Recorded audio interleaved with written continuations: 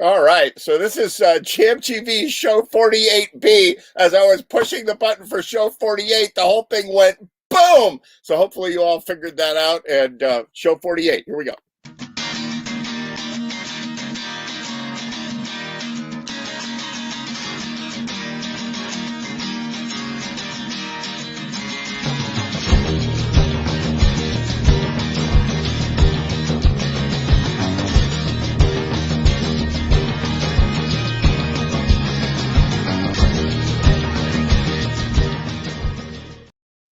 Oh my God, show 48 is already off and running with a weird glitch in the beginning. But I hope you're all here joining us and all that.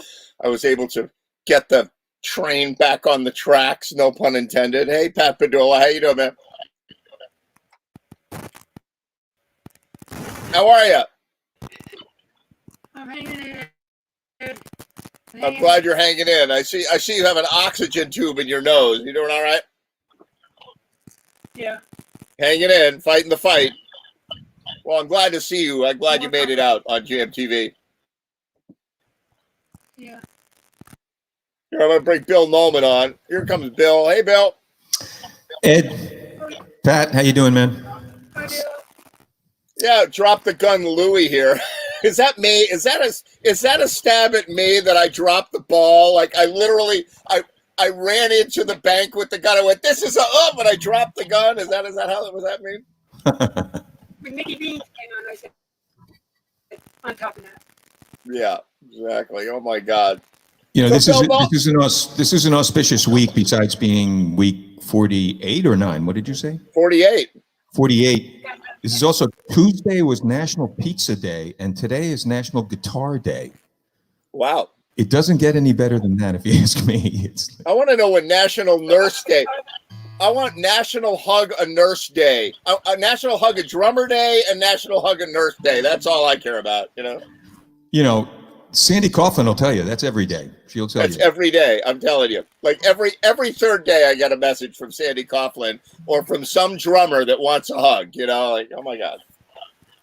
If I were a drummer, I'd want a hug too. Something of her son playing today for National Guitar Day, I guess, or something like that. He's very good. I don't know why she hangs with us, like when she's got him, like wherever the hell he is, but you know. He's down in Brooklyn. He's working with famous people internationally. He just hooked up. She's like, yeah, he hooked up with some singer. Is it a lot when she has 167 million hits on YouTube? I'm like, yeah, that's a lot of hits. It's a lot of hits, but it's only $42 in revenue, which is... Yes, that's for sure. You make more money on GMTV. You don't make less. You certainly don't get a lot of hits, that's for sure. That's true. So tell me what else it is this week. This is a segue. Okay, right? so I was, you often ask me how do I decide what I feel like playing, you know, and this week it was because it's Carole King's birthday, you know, and Carole King is, you know, without question, you know, if she had never done Tapestry, it wouldn't have made a bit of difference to me. She was already in the pantheon of the greatest songwriters ever. So I just thought I would do nothing but play Carole King songs today until my parole officer says it's time to stop, you know. But is it Carole King? Is that Alaka's wife from Taxi or no? Carole King is. Carole King. Oh, I get it. I didn't even know that Carole King was a songwriter. So. Who is you know, bizarrely, she's nominated for the Rock and Roll Hall of Fame this year, even though she's already in it. She's in it as a songwriter. And this is as a performer, which there's a few people that are kind of like that double dippers who whatever. But she, you know, she's from that period of time where songs had bridges. And, right. And you know, the song I'm going to play first is one that not only has bridges, but it has like internal rhymes and it has stuff, you know, yet it's not complex. You know, it's just like. And yet they won't let Little Richard into the Hall of Fame. But, you know, okay. He was in the first year. Are you kidding me? He was in the first year. The people that absolutely belonged in there, they were in there like right from the beginning. Now it's a question of, you know, really when you have Mary Blige going against Tina Turner. I'm sorry, Mary Blige can't be in before Tina. You know, the New York Dolls, who I like very much, they can't be in before Todd Rundgren. He produced their first album. Right. chronological order counts for something. That's the way they do it with baseball, and that's the way they should do it, but they don't. But anyway.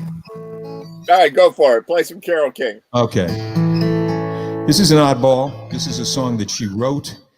She was in the Brill Building with all the great songwriters, and her partner at the time was her husband, Jerry Goffin, and he's in with her in the Hall of Fame as songwriters. So this was a one-off, a one-day. They decided to switch partners, and so she teamed up with a guy named Howard Greenfield.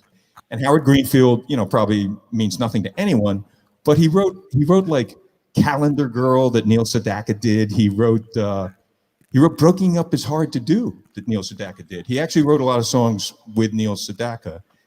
And he and Carole wrote this song, which is maybe my favorite Everly Brothers song of all, which is almost to say then that's my favorite song of all time, maybe, who knows. But she wrote this with him.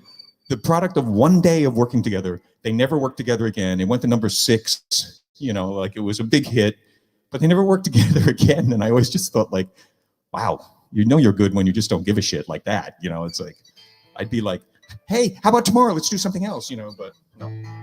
One day, one song, and here it is. Yeah, we tried it once and we've done it 48 times in a row. So there you go. Yeah, right. So this is a little Everly Brothers song called Crying in the Rain. And kids, keep your eyes open for those internal rhymes, which are killer. I'll never let you see the way my broken heart is hurting me. I've got my pride and I know how to hide all the sorrow and pain. I'll do my crying in the rain.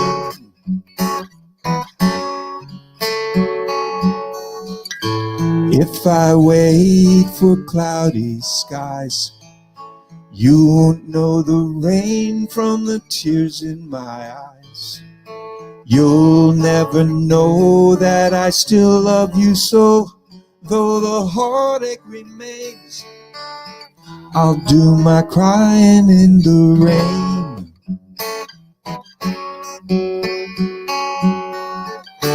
Raindrops falling from heaven could never wash away my misery.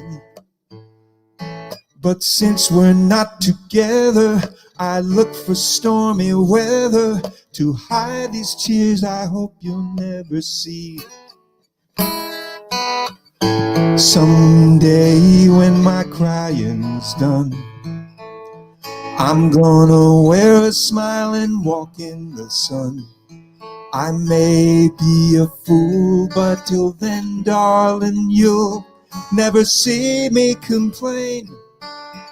I'll do my crying in the rain.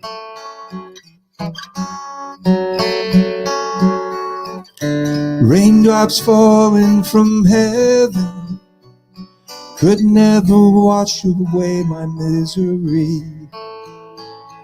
But since we're not together, I look for stormy weather to hide the tears I hope you'll never see. Someday when my crying's done, I'm gonna wear a smile and walk in the sun. I may be a fool, but till then, darling, you'll never see me complain. I'll do my crying in the rain.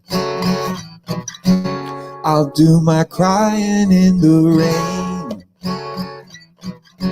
I'll do my crying in the rain.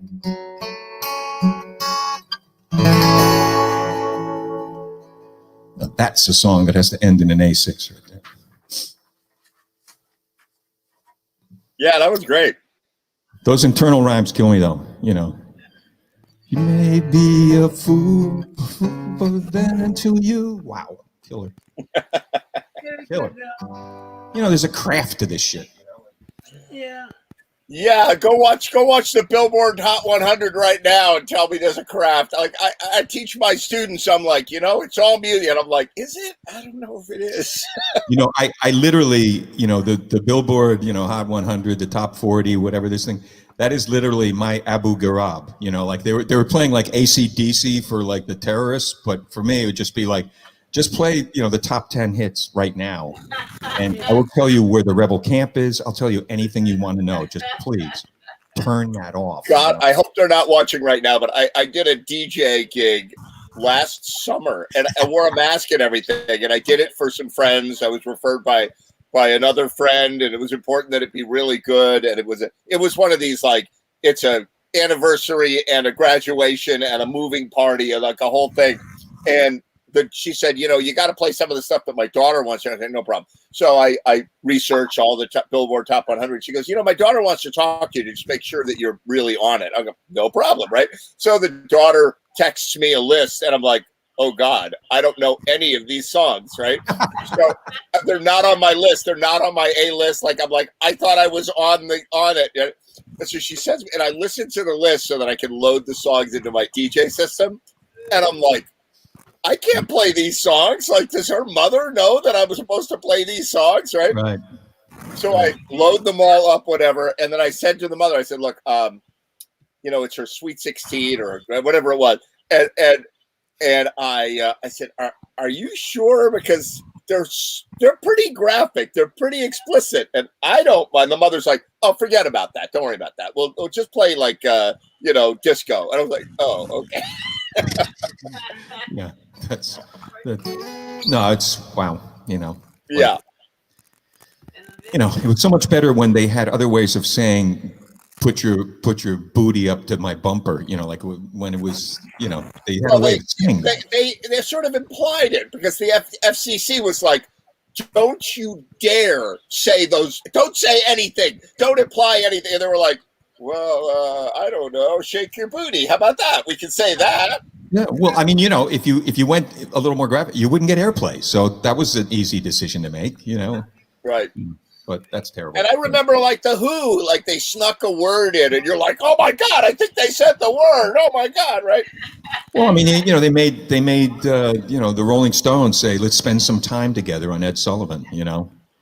They told the Doors not to do come on, touch me. They told them to change the lyrics of that. They didn't, and they never played on it again. They played on Sullivan once, and that was that. Right. Elvis Costello did the same thing on Saturday Night Live. Lorne Michaels said play this, Elvis played something else, and they were blackballed. Like, I'm not sure he's ever been back on. Yeah, well, because the FCC was sitting in Lorne Michaels' office the next day going, when are you having Elvis Costello back on there? You're like, I'm never doing that, right? The 12th of November. Can you, look in your calendar? Are you open? Oh my God. All right, anyway. Do another one. So now we're into the world of wholesome stuff here again. This is a song that Carol and I believe her husband Jerry Goffin wrote for Peter Noon of Herman's Hermits.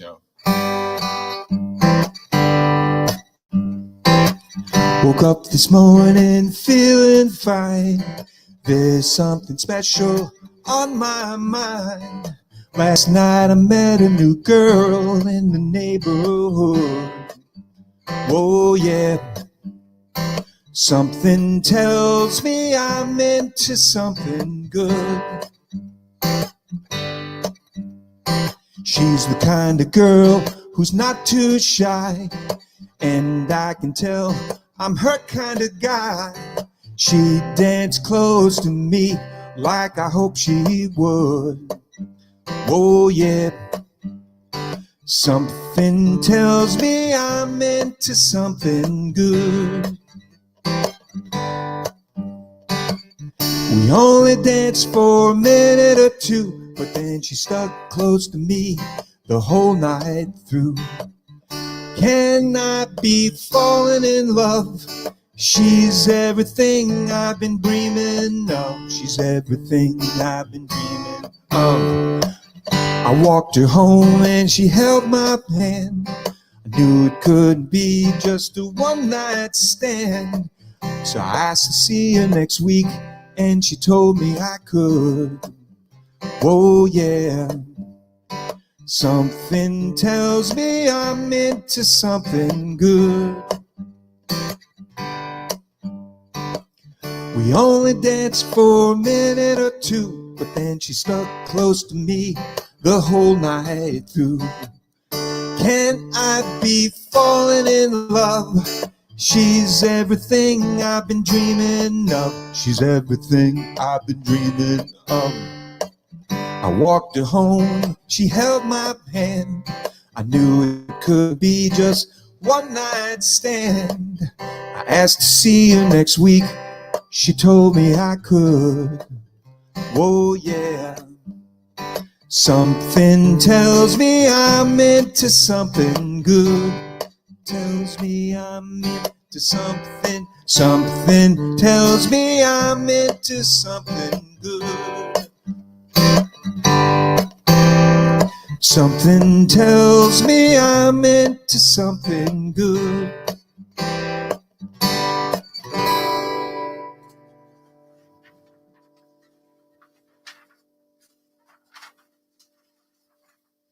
That is one happy tune. It's a bouncy little piece of confection, a little pop confection, you know. These were in the days on the Ed Sullivan Show where weird bands like Freddie and the Dreamers were making almost as much of an impression on you as the Beatles were, you know, like Jerry and the Pacemakers. But, you know, it's like Herman's Hermits, you know. Right. Dave Clark 5, of course, who were gigantic. Yeah. Carole King. Carole So, King.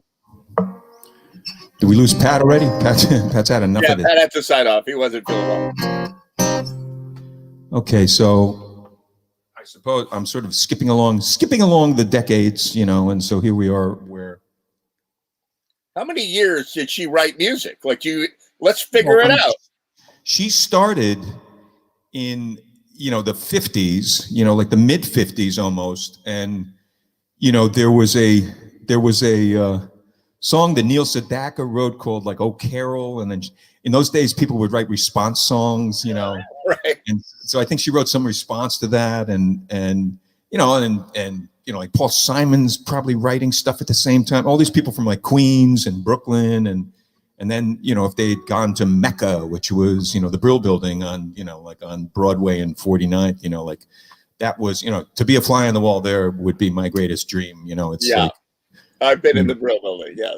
You know, and they just, you know, people were working there, you know, like they get up 9 o'clock. Okay, let's start, you know, how about this? Right. How about that? Do the locomotion. That's cool. You know, like whatever, you know. They still do answer songs, by the way. They still do that in rap music. Like Beyonce came out with a song like, "Oh, Nikki, what a horrible, filthy whore you are." Like that's the song, I think. I don't know. I'm paraphrasing, of course, you know. You know, like I popped a cap in your ass, and then the response thing is like, your girlfriend has booty is too big, you know, and then then it went on. Too small. It's art, yeah, right. It's art, you know. It's all art, you know. All right, this is like art. So this is I believe from her Tapestry album, which sold a few units.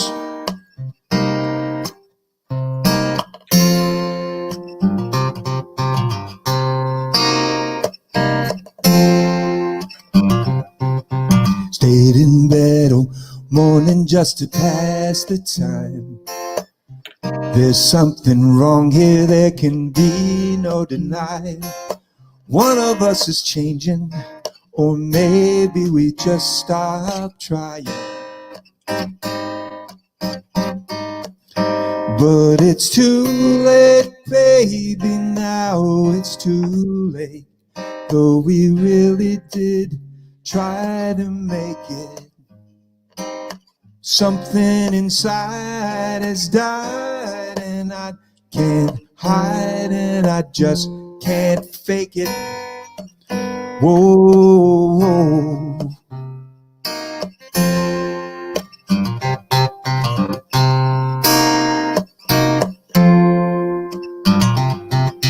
Used to be so easy living here with you.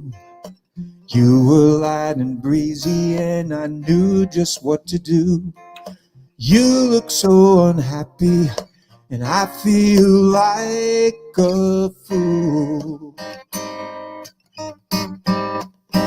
But it's too late, baby, now it's too late.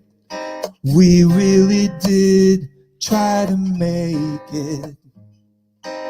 Something inside has died, and I can't hide, and I just can't fake it. Oh,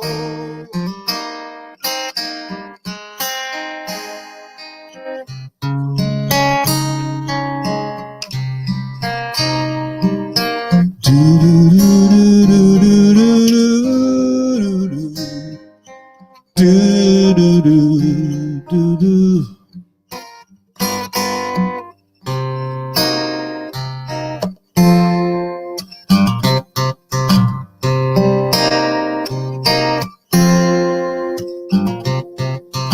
There'll be good times again for me and you. Can't stay together, don't you feel it too?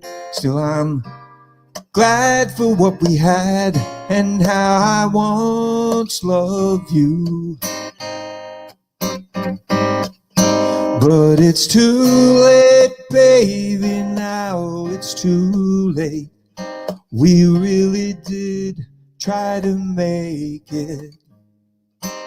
Something inside has died, and I can't hide, and I just can't take it. Oh, do do do do do do do do do do do do do do do do do do. It's too late, my baby. It's too late. Oh, darling, it's too late.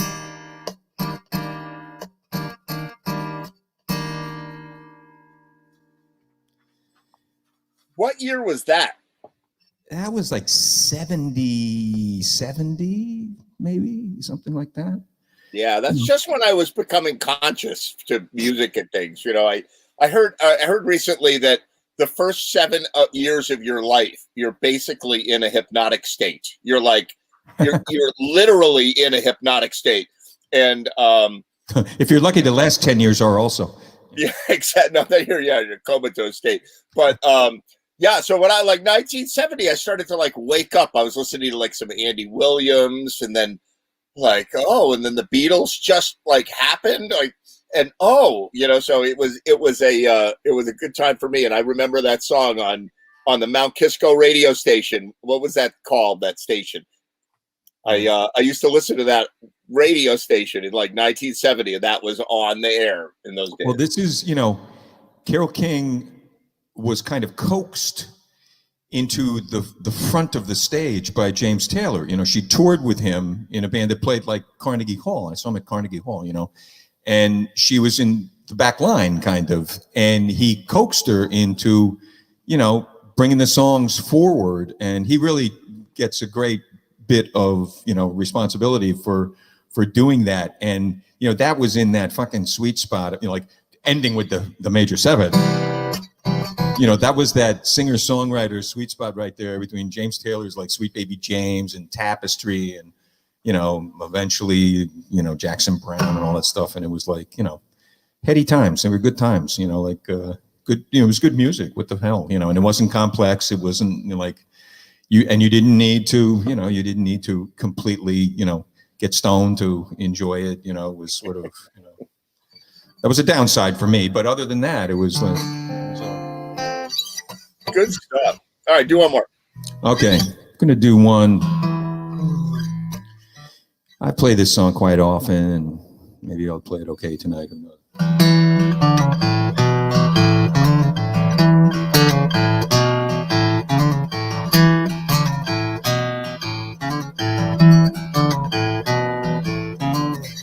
The local rock group down the street is trying hard to learn the song.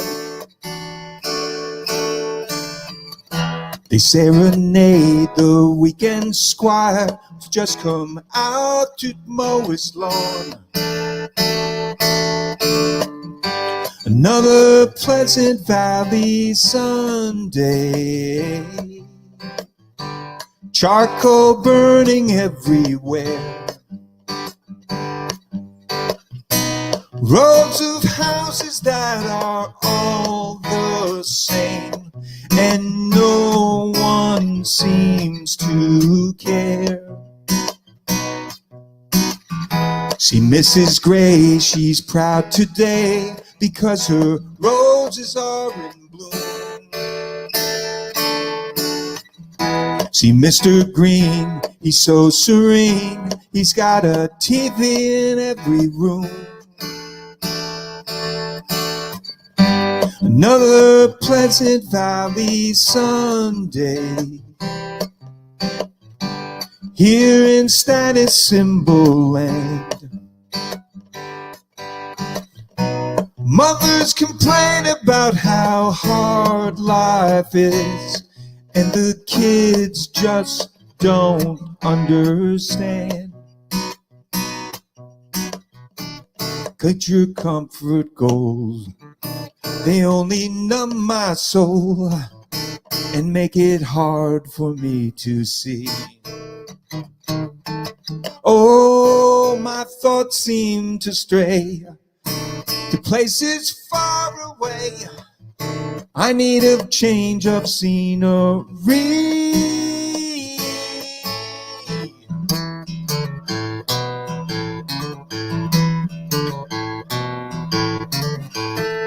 Ba ba ba ba ba ba ba ba ba ba ba ba ba.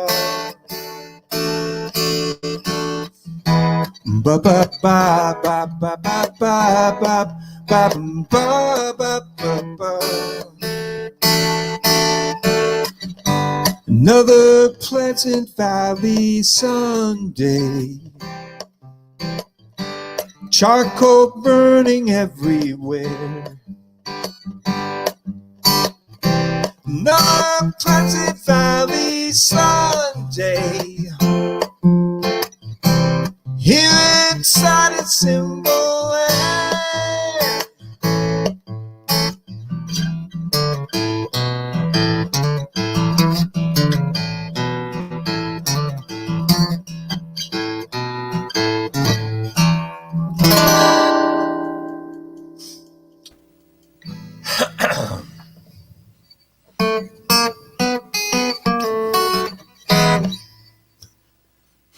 Can't hear you, Ed. What do you call that when you like hit the guitar and you're like bang, bang, bang, the boink? It's not the boink. That's something else. Yeah. What do you call that? Probably like most people would call that like a mishit or. No, I don't mean that. I mean like when you're, because you do that really well, where you're like you're playing and then you like play the percussion, you play the snare on the two. I literally, this poor guitar has, what's going on here. It's on its way to becoming Willie Nelson's guitar. Like it's. Yeah. And I do play, Right. It's something I naturally do, mostly because once you start playing solo, sometimes you need that. And smarter people than me, including people maybe in the eyesight of what we're seeing here, smarter people would get some sort of percussive thing that would actually do that. And that way you're not beating crap out of your guitar. But on National Guitar Day, what the hell do I care? It's National Guitar Day. It's National Guitar. So everybody go out and buy a National Res Electric guitar today. There you go. The National We got Brand. no money for that plug because it wasn't even that clever, National Pizza Day and National Guitar Day in the same week. That's a pretty good week for most people. And for me, it is. Guitar and root beer, yeah. And you guys are rating them over nurses. That's really, I'm very impressed. Yeah. It's all good. No, it's hugging. It's the key word is hug. It's hug a nurse, which means you are allowed, like if there's a nurse, National Hug a Nurse Day, I'm not molesting anybody. I'm just doing what they're telling me to do. Ed, it's okay. We're not your probation officers. You can say That's whatever the right. hell you The want. judge told me no more hugging nurses except on National Hug a Nurse Day. I have like a running gag going on with Sandy, that's really kind of, to me, I'm referencing kind of Jerry Lewis on it, so whenever I see her, I'm always like, oh, nurse, like it's always, Well, I had to do like one of those stress tests on a on a monitor and on a treadmill, and I had a nurse who all she would do is yell, "Run, faster!" And I'm like, okay, I'm still sore, and my heart is great, but the rest of me is dying. The last stress test I did, they did like the nuclear one, so you didn't have to run. They injected you with something that makes your heart go faster for you. And it was the same thing, which I was kind of missing the exercise part of it. But on the other hand, my hip's not feeling that good. And I'm kind of like, I think they did both to me. I think because I'm like, my God, I mean, I was freaked out the whole time. Yeah, I'll give you a stress test. You're in the Golan Heights, and you've got a paraglider on your back, and there's a 2,000-foot cliff, and you're running at it, and your instructor has a sidearm, like a 45 or a 9mm or something, right? And he's like, in Hebrew, he doesn't even say run. He's going ruch, and you're like, I'm gonna get shot in the Syrian machine. I swear to God, I did that. Yeah. If I don't run my ass off, I'm gonna get shot off. When you said run, I had like a PTSD Flashback. moment. Yeah, exactly. PTSD. The guy's going to shoot me, that guy. Oh my God. Now you're going to be waking up with sweating in the middle of the night with nightmares. Run, oh my God. I'm sorry. I'm so sorry. Oh my God. All right, Bill Nolan. Good to see you. Good to see you too. Good to see you. Fantastic. Carole King's birthday. Yeah. Awesome tribute. Oh, Yeah. anyway. How old is she? She's older than me. I don't know how old she is, honestly, but she's still doing it though, and Fantastic. anyway, break a leg, Will. Great to see you, Bill Nolan. We'll be right back with Will Baird right after this.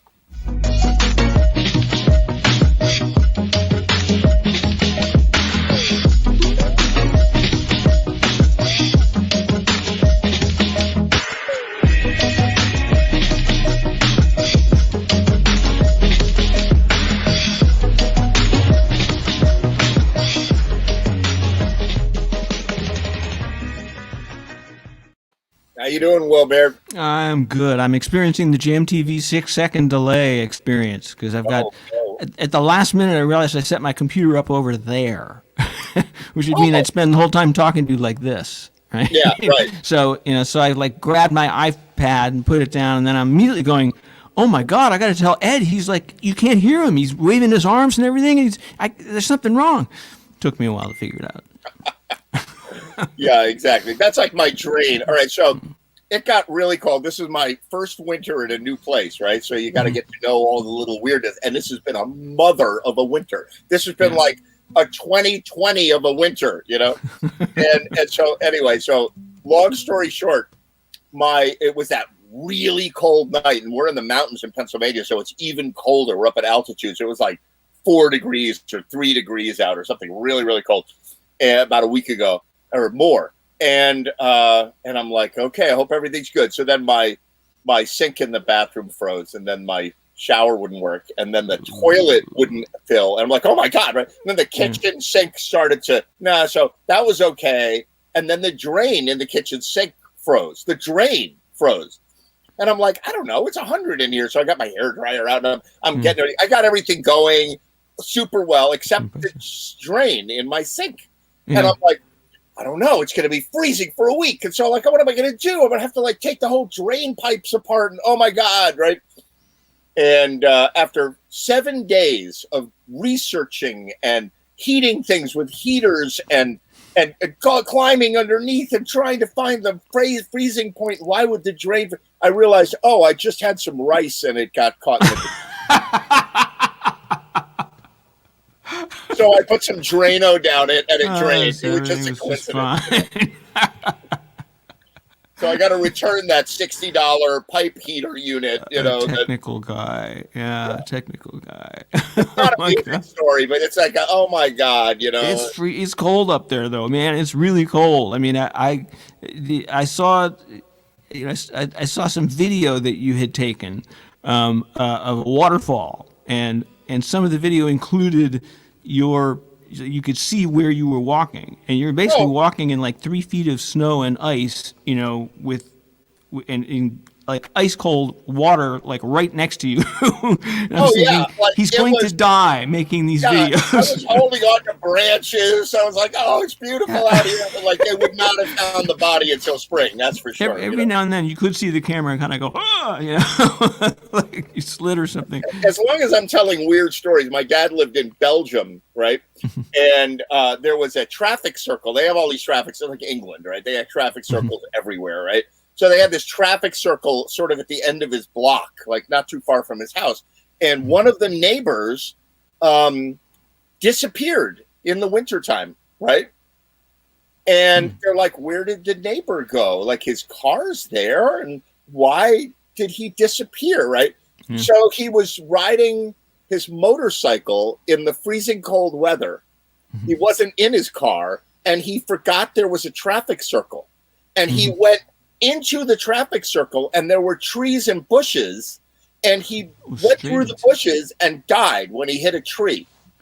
And they didn't know what happened to him. They found him in the spring. They were like, "Oh, the guy died. He crashed his motorcycle, and he thought that would have been me at that waterfall." Like, oh, there's a guy lying in this frozen Neanderthal man. God, I shouldn't be laughing. I really should not be laughing. Yeah, okay. As long as we're going off the deep end right here. Yeah. Well, I used to be an EMT, and when people don't wear seatbelts and there's a high-speed crash, they are ejected, and sometimes you have to go find them. Right. They're like somewhere in the woods. You're like, okay, everybody, let's get flashlights and take a look here. So hurry up. now you're going to do a really sweet and nice song now that has nothing to do with our jokes. It's going to be like Warm Puppies and, Even funny. Bill Nolan and Pat are like, what the heck is going on with you guys? These guys like, time out. He's like, time out, you know. We started out so clean, and they just took it in the wrong way. Did you guys happen to hear Robert's video? Monsters Something. Which video you talking? Oh, Robert's video? Yeah. Yeah. As a matter of fact, I was going to play it last week. You're talking about where the heck is it? I've got it. So I'm going to play that tonight. I'm going to play Robert's video tonight. Will, I wanted to say hi to you. I always enjoy your music Sunday night. Yeah, sounds good. He says he enjoys your music on Sunday night if you can't hear him well. Oh, thanks, Pat. Thank you very much. That is Hopefully see you next week. every time you pop up in the chat column, I'm like, oh my God, I just feel honored to have you there. I mean, there's nothing greater than being complimented by another musician. It's really your best. So, thanks. Absolutely. And as a plug, the show is Will's Place On Sunday night. on Sunday night at 8 o'clock, and on the Will Bear timeline. So, Definitely check it out. yeah. All right, very cool. Well, take it away and do your first number for us. What are you All right, going to do, Will? We'll see what we got here. See, I've been having so much fun talking, I won't be able to play, and it's always like a risk of having fun. Okay, I think it works.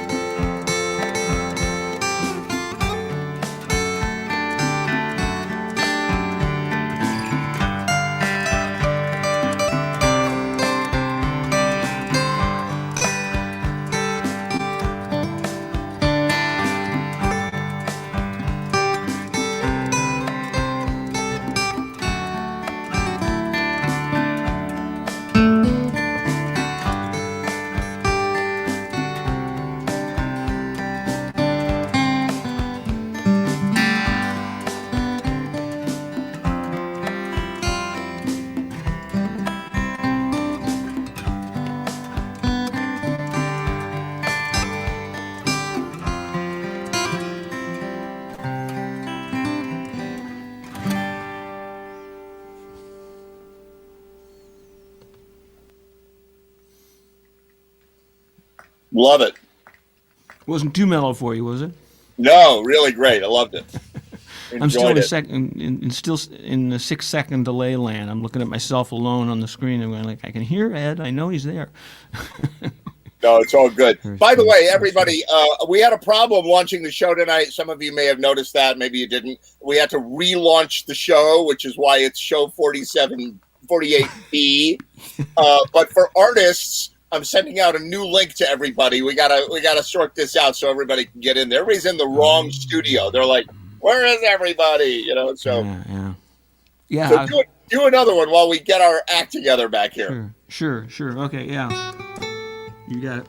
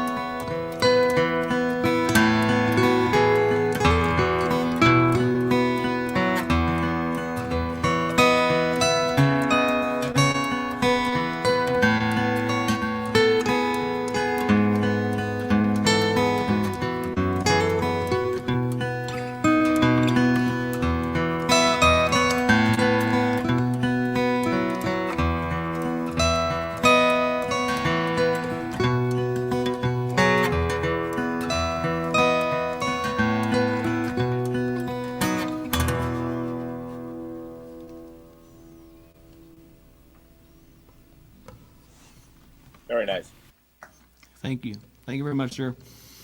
Yeah, it sounded great. Like your purple background today, and your song selections are terrific. Really good. I had a lot of trouble picking the colors today because of the different guitar. It was like I just don't know what's going to fit, And finally I realized you're an ass. Just get up there and play. Yeah, just wear the right vest. All you have to do is wear the right vest, and you're in good shape. That's right. Either that or the right tropical shirt. One of the two, and you'll be okay. But lose the white shirt. A lot of people don't realize that white against the background makes the background look darker, so you can't see the imperfections in the sheets that are. I saw no such imperfections at all today. No, now the cat's out of the bag. I'm just blowing it, Oh well, damn. Nice. Hey, Chris Owen. Hey, Simonelli. Hey, what's up? Hello. Hey, Ray. Will Bear. How you doing, man? Hey, Good to see you guys. Good to see you.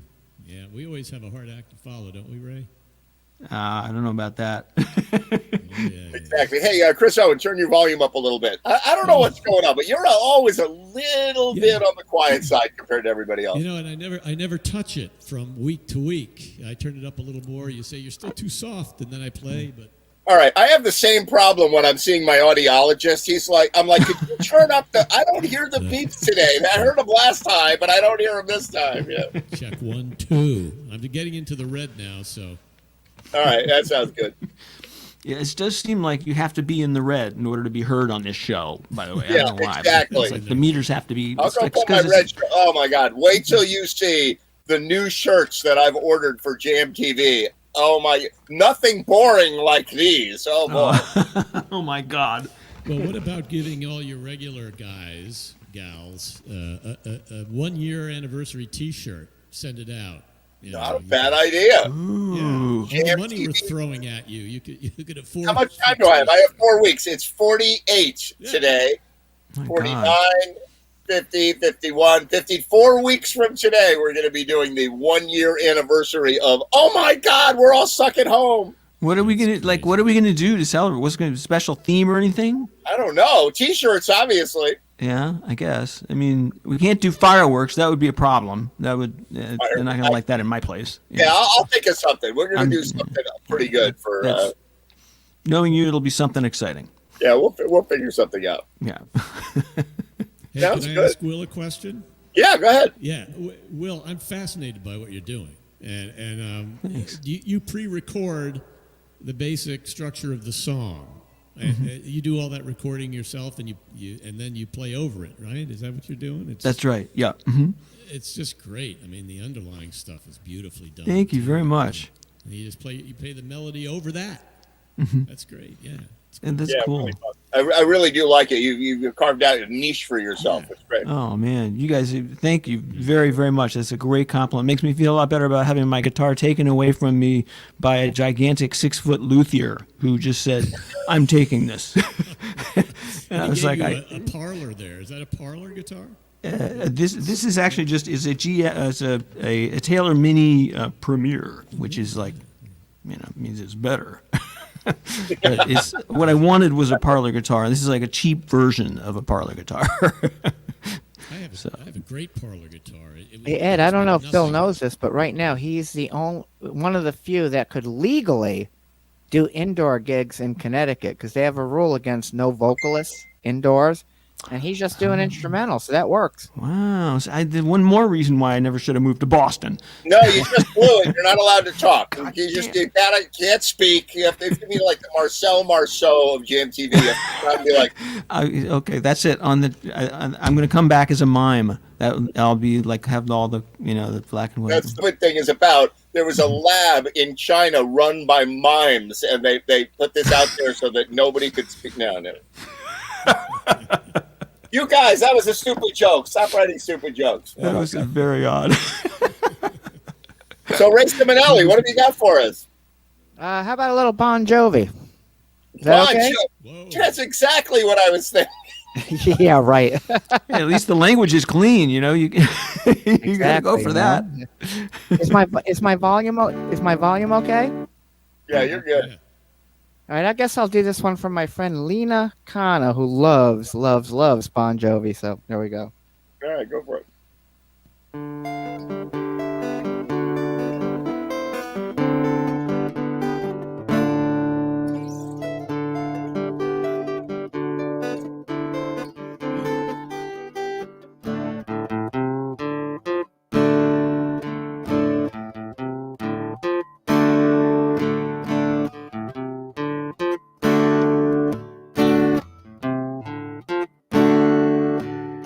It's all the same. Only the names will change. Yeah, every day I feel like wasting away. Another day, and the faces are so cold. I drive all night just to get back home. 'Cause I'm a cowboy on a steel horse I ride. I want it, dead or alive. I want it, dead or alive.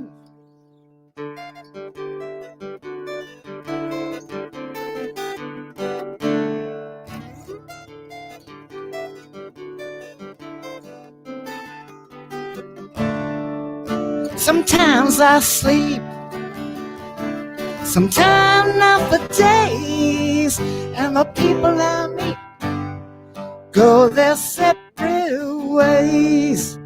Sometimes you judge a day by the bottles that you drink, and all you wanna do, and all you do is think.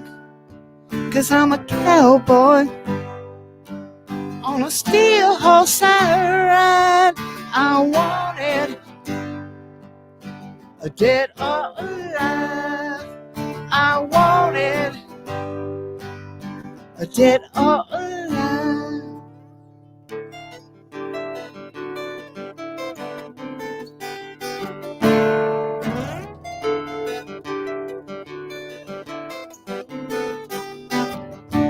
I still ride.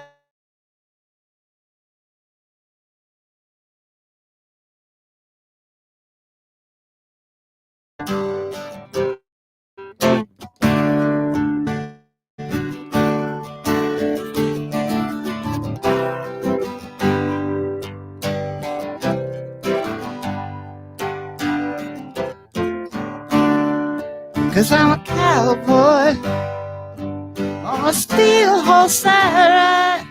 I want it, dead or alive. When I walk these streets, a loaded six-string on my back, I play for keeps. No, I might not make it back. I've been everywhere, still standing tall. I've seen a million faces, and I rock them all. 'Cause I'm a cowboy on a steel horse I ride. I want it, dead or alive. I'm a cowboy, I got the night on my side. I want it, dead or alive. I still ride, dead or alive. So I drive,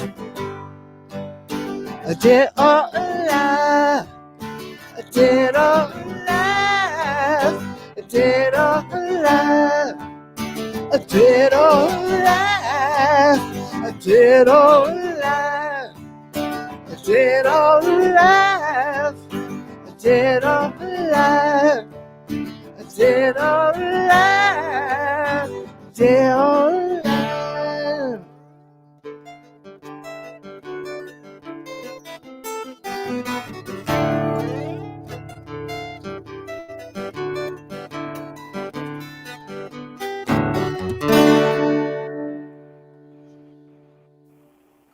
Super. Nice. There you go, a little Bon Jovi. Love that riff. Oh yeah, it's a cool riff, right? It really is. How many times do you have to do that riff to get it right? 150. Oh my God! Like, it's like, come on now. Bon Jovi can't even play that. It's hard to do on an acoustic too. Harder on an acoustic. I'll bet it is. Chris That's Owen, right. you are really quiet. I don't know why you're so quiet, Chris Owen. I got too far away from the mic. Is that any good? I mean, You're just pretty quiet. Yeah. all right. Well, I'm a quiet guy. We'll troubleshoot that after the show. Yeah. Okay. Oh, Billy, we lost Billy Foster. He had to go get a beer or whatever. Ray, There he is, he's back. He's back. Good Ray stuff. doesn't- What else? Had to get my. Hey, Ray Johnny doesn't know that Lance, we how have- you doing? Good. How you guys doing tonight? Good to see you. We got two guys in Massachusetts now. Wow. Two assholes. Exactly. Two Bascos, two Connecticut guys, and me in Pennsylvania on my own. So, Ray Simonelli, what else you got for us? Zeppelin. Surprise me. All right, here we go.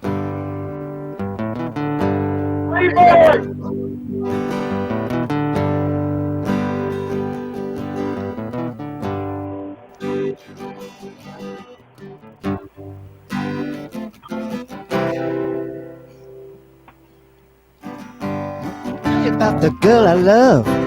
My, she looks so fine. She's the only one that I've been dreaming of, baby. Someday she will be all mine. I wanna tell her that I love her so. I thrill her with every touch. I wanna tell her she's the only one I really love. I got a woman I want all day, yeah. I got a woman so she won't be true, no. Yeah, I got a woman stay drunk all the time, yeah. I said I got a little woman and she won't bet you, yeah. A Sunday morning when I go down to church, see the men folks standing in line. Don't say they come to pray to the Lord, but my little girl looks so fine. And in the evening when the sun is sinking low, everybody's with the one they love. I walk around, keep searching all around.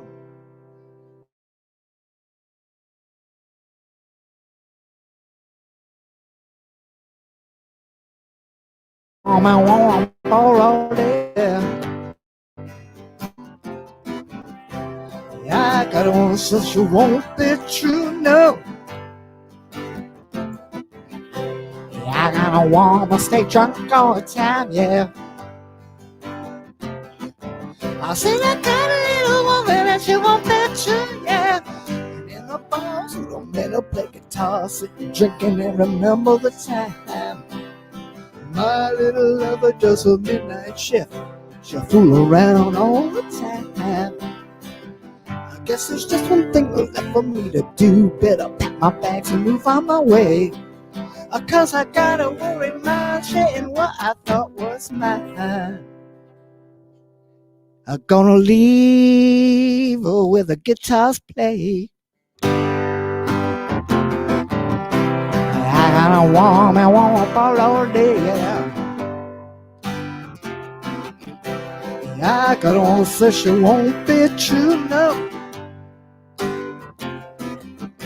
Yeah, I got a woman stay drunk all the time. I said I got a little woman and she won't be true, yeah. But hey, hey, what can I say? Yeah, I got a woman, wanna fall all day. I got a woman said she won't be true, yeah. I said I won't be true, yeah.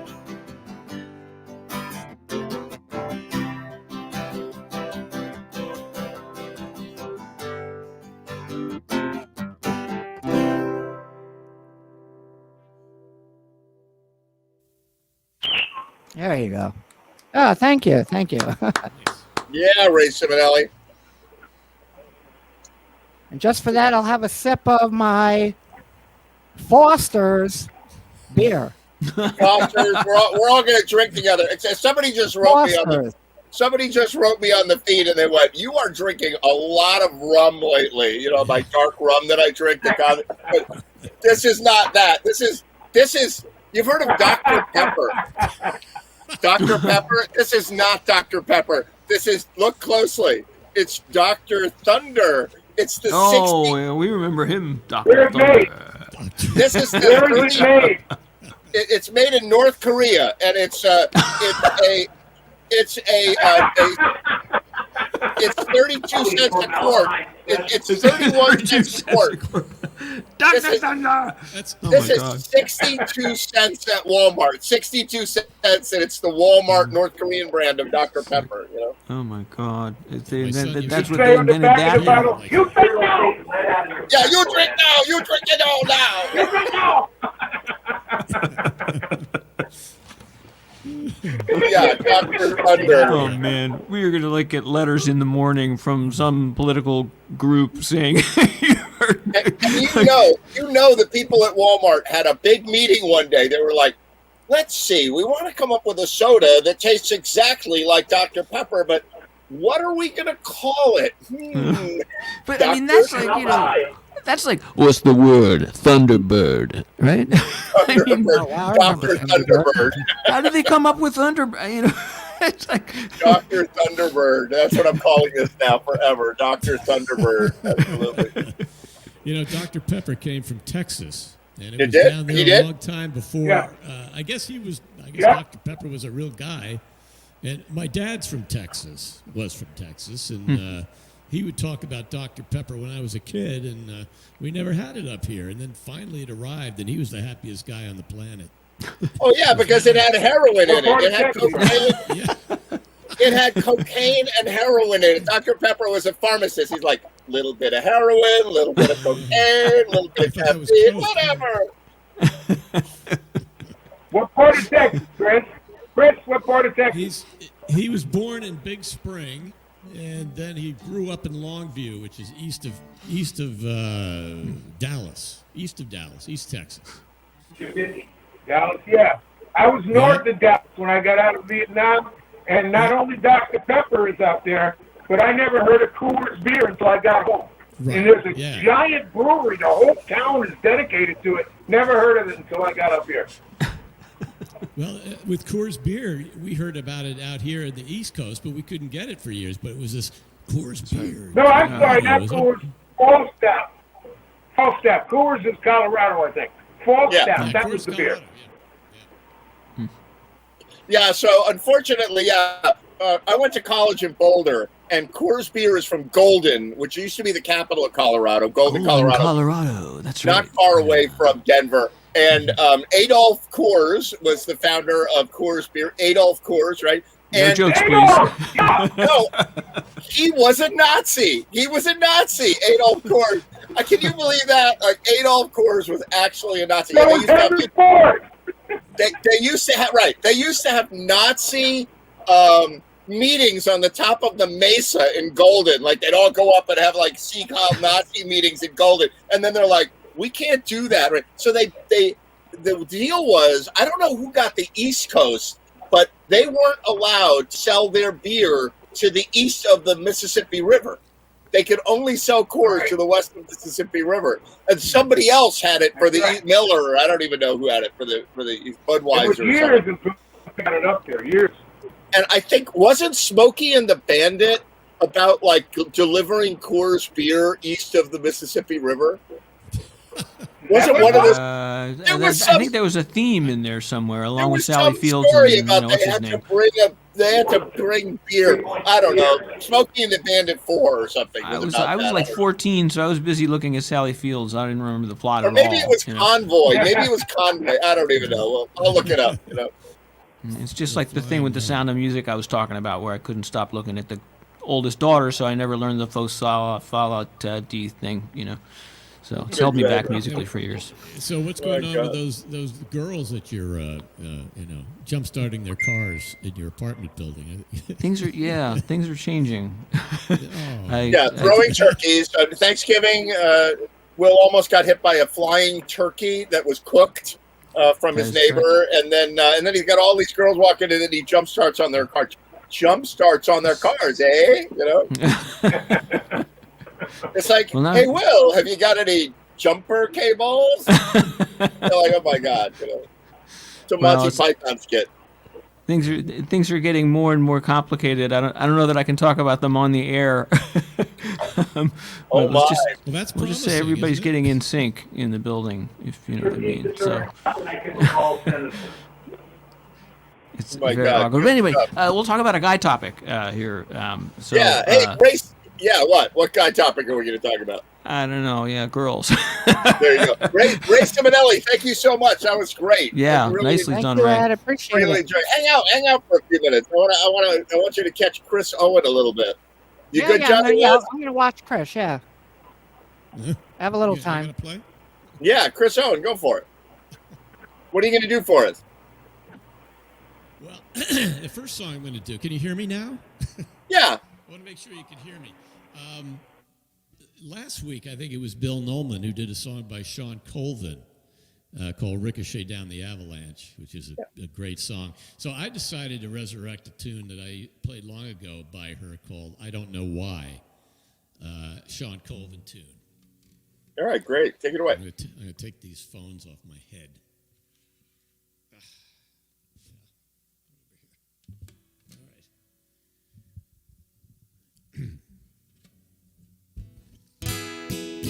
How's that? Okay? Okay.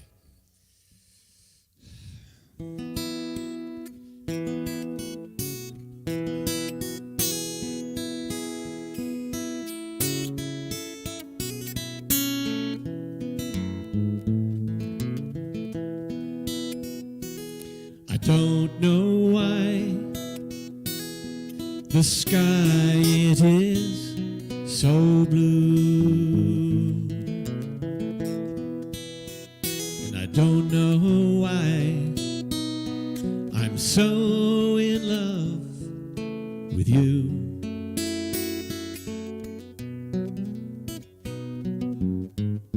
But if there was no music, then I would not get by, and I don't know why I know these things, but I do.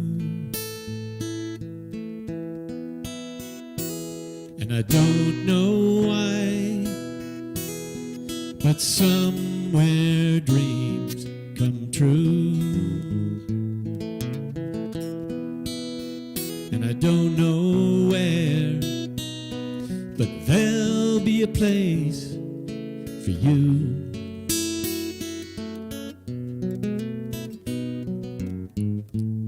But every time you look that way, I'd lay down my life for you. And I don't know why I know these things, but I do.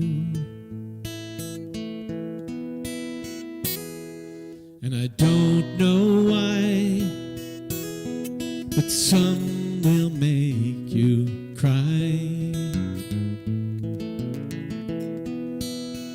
And I don't know how, but I will get you by. I will try.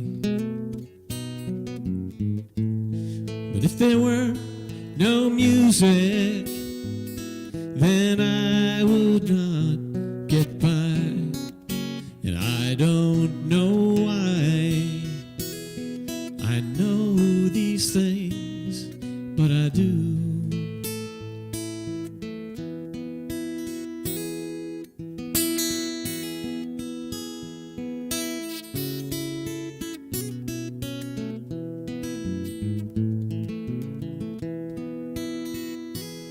And I don't know why the trees they grow so tall, and I don't know why I don't know anything at all.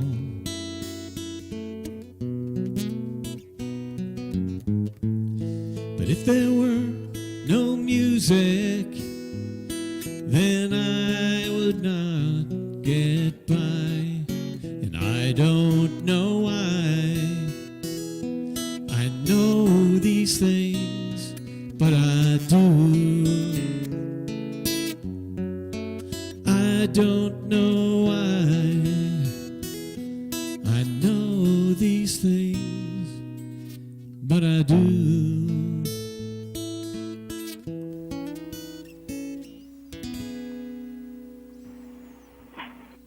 Really nice, man. Really nice. Wow. Very nice. Yeah, sounded great, Chris. Really beautiful. There's a Really beautiful. you guys from Boston. I don't know if Will Baird is from Boston, but there was a tremendous trio up there by the name of Devon Square. And I've heard of them, but I haven't seen them. Yeah, they were back in the like 88 to 92 time. There were just an amazing number of great acoustic groups out there, and Devon Square was one of them. And they covered that song, and the first time I heard it was actually their song, and it was all 3-part harmony. It's just gorgeous. I recommend that. Go Devon Square. I don't know why. It's out there. In 1982, I opened in Cambridge, and this was sort of in the last of the original folk era for Sean Colvin. And I did my set, and then I went back and put some stuff away and so on, and then came back out. And I thought, I'll check out Sean Colvin, see what she's all about. She was like unknown at that point. She was like new to town. There was this buzz about her. The place was really crowded, and there's really only like one place to sit. And so I go over and I ask the people, "You mind if I sit here?" And they say, "Oh, no problem." And there's this attractive woman there, and I start chatting with her, and she's like asking me all these questions, and what do you do for a living? I'm a musician, and so on. And then after a couple of minutes, someone says, "Okay, ladies and gentlemen, Sean Colvin," and she gets up and walks up. I'm like, "Holy crap! I just met Sean Colvin." Well, She was really down to earth, really very cool, humble. Back in those days, I used to live at the Turning Point. You know the Turning Point in Piermont, New York? Yeah, sure. Yep, still there, I think. Place. Yeah. Fabulous place. Yeah, it's still going strong. And I'd see Sean Colvin come through. It seats about 50 people.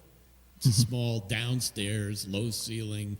And there'd be 8 people in there, including myself, with Sean Colvin and John Gorka, Nancy Griffith, who Bill mentioned last week also, who was tremendous in those days. But Turning Point. These are all of the new age folk people, They were. It was a great group of new musicians that came around that time. Yeah. So I was robbed, however, by Richard Thompson. I don't want to dominate the conversation, but it's all about me. What do you guys think about me? I was robbed by Richard Thompson because I was going to go to his summer camp for songwriting, and Sean Colvin was going to be one of the coaches. And I just moved to Boston, and I developed asthma from construction dust.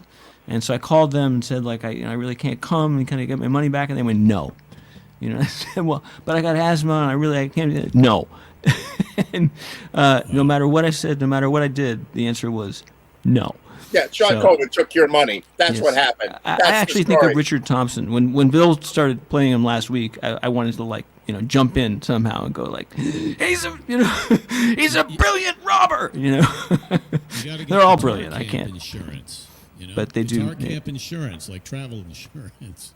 I should have taken it, but I've never gotten asthma before, so. Where's the lots of insurance? Exactly. Yeah. All right, Chris, what else do you have for us? All right. Well, I'm gonna go back to a Jethro Tull tune here. I haven't done this one yet. Jethro. I love anybody that goes, I'm going to fall back to a Jethro. I'm going to fall back to what I'm comfortable with, which is Jethro Tull. Yeah, so this song, a little explanation on this. On the Aqualung album, which was considered his big breakthrough record, he did a short 2-minute acoustic song called Wondering Aloud, which a lot of people know that one. I did it way back in the beginning here.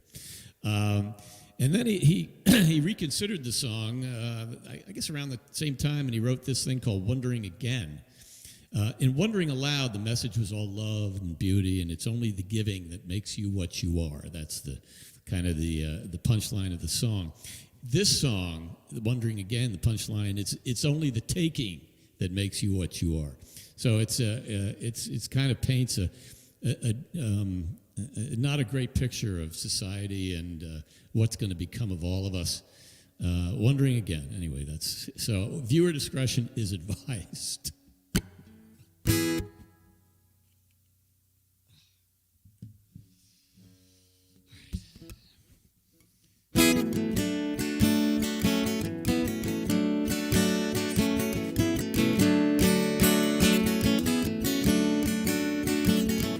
Segment of death in a deadly unliving sea, and the magical motor car world long since ceased to be,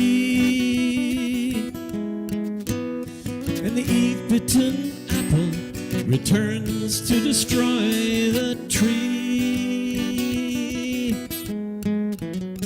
Incestuous ancestries, charabanc ride, spawning new millions, throws the world on its side, supporting their far-flung illusions, the national curse.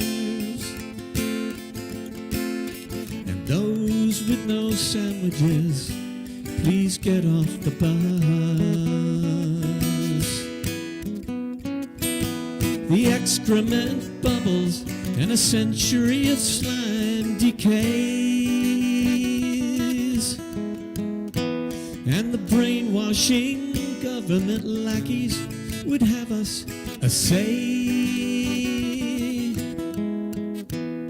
It's under control, and we'll soon be on our way. For a grand gift for babies and quiz panel games of the hot, hungry millions, you'll be sure to remain. The natural resources are dwindling, and no one grows old. And those with no homes to go to, please dig yourself holes.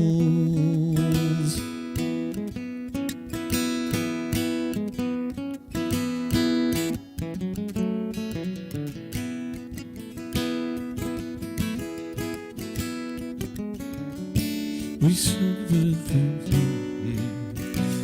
felt the first breath of snow.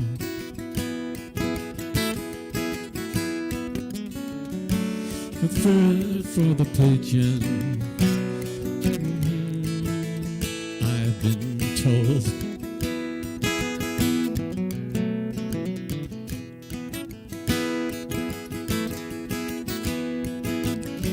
Stumbled on a daffodil, which she crushed in the rush.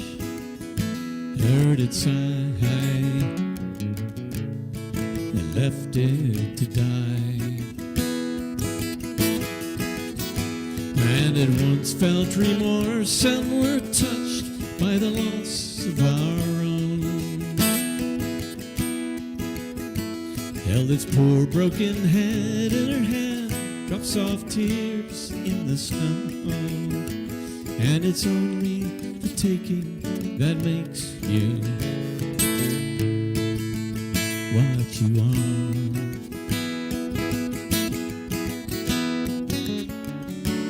Wondering aloud, will the sun one day be born? To share in our infancy, in the child's path we've worn.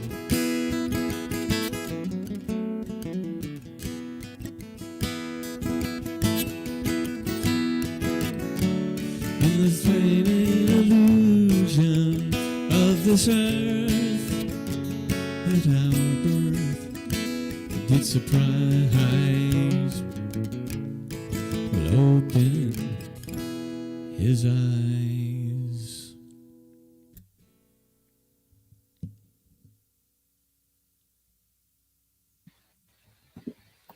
Really great. Yeah, I Nice missed stuff. the best part of the song. I forgot the words. Dang nabbit. I saw you laugh. Yeah, well, yeah. Sounded That's good. because, that's because there's 10 billion words in it. Yeah, Jethro it's- Tull song. It's a crazy. The song's actually like three different parts, three different songs in one. It's just, you know. That guy has ADD for sure. ADHD. Yeah, yeah. Could be. He's It's like, still going "Ah." strong, you know. This song is going great. Let me completely change it now, you know? Yeah.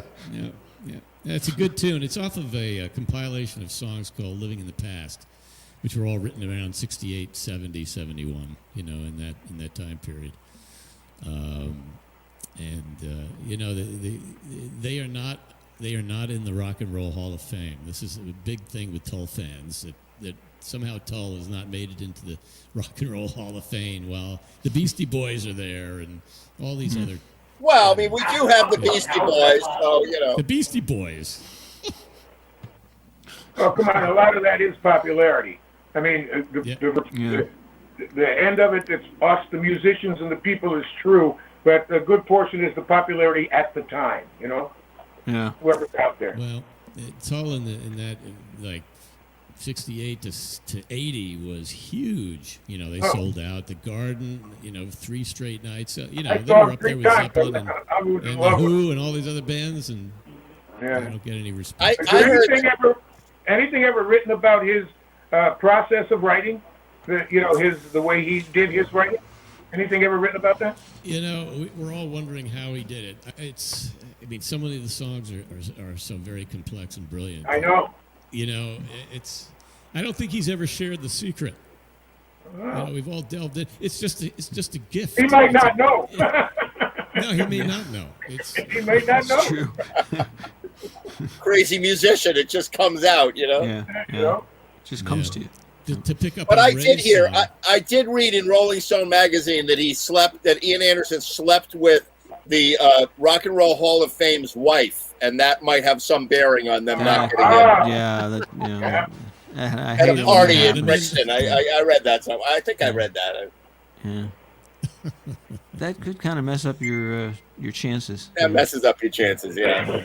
I wouldn't recommend that. You know, Jimmy Page, they toured with Jethro Tull in those days. In the early days, I guess Led Zeppelin was the headline band. And Jimmy Page nicknamed Jethro Tull Jethro Dull.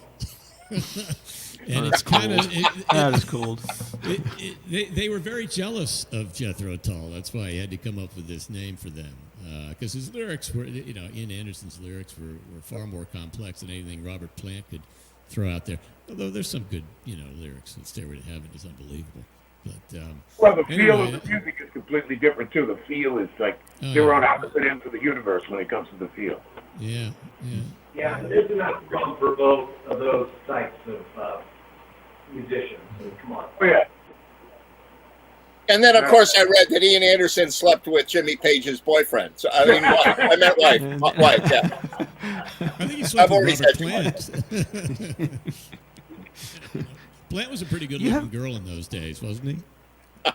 And Yeah. do you have like some sort of a roadmap of who slept with who in the rock Yeah, and roll? I've got it's on this monitor right here. This is the monitor that has that on it, So. It's like a map of America with push pins in it, although it's not. I can just see it. I can see it in my mind.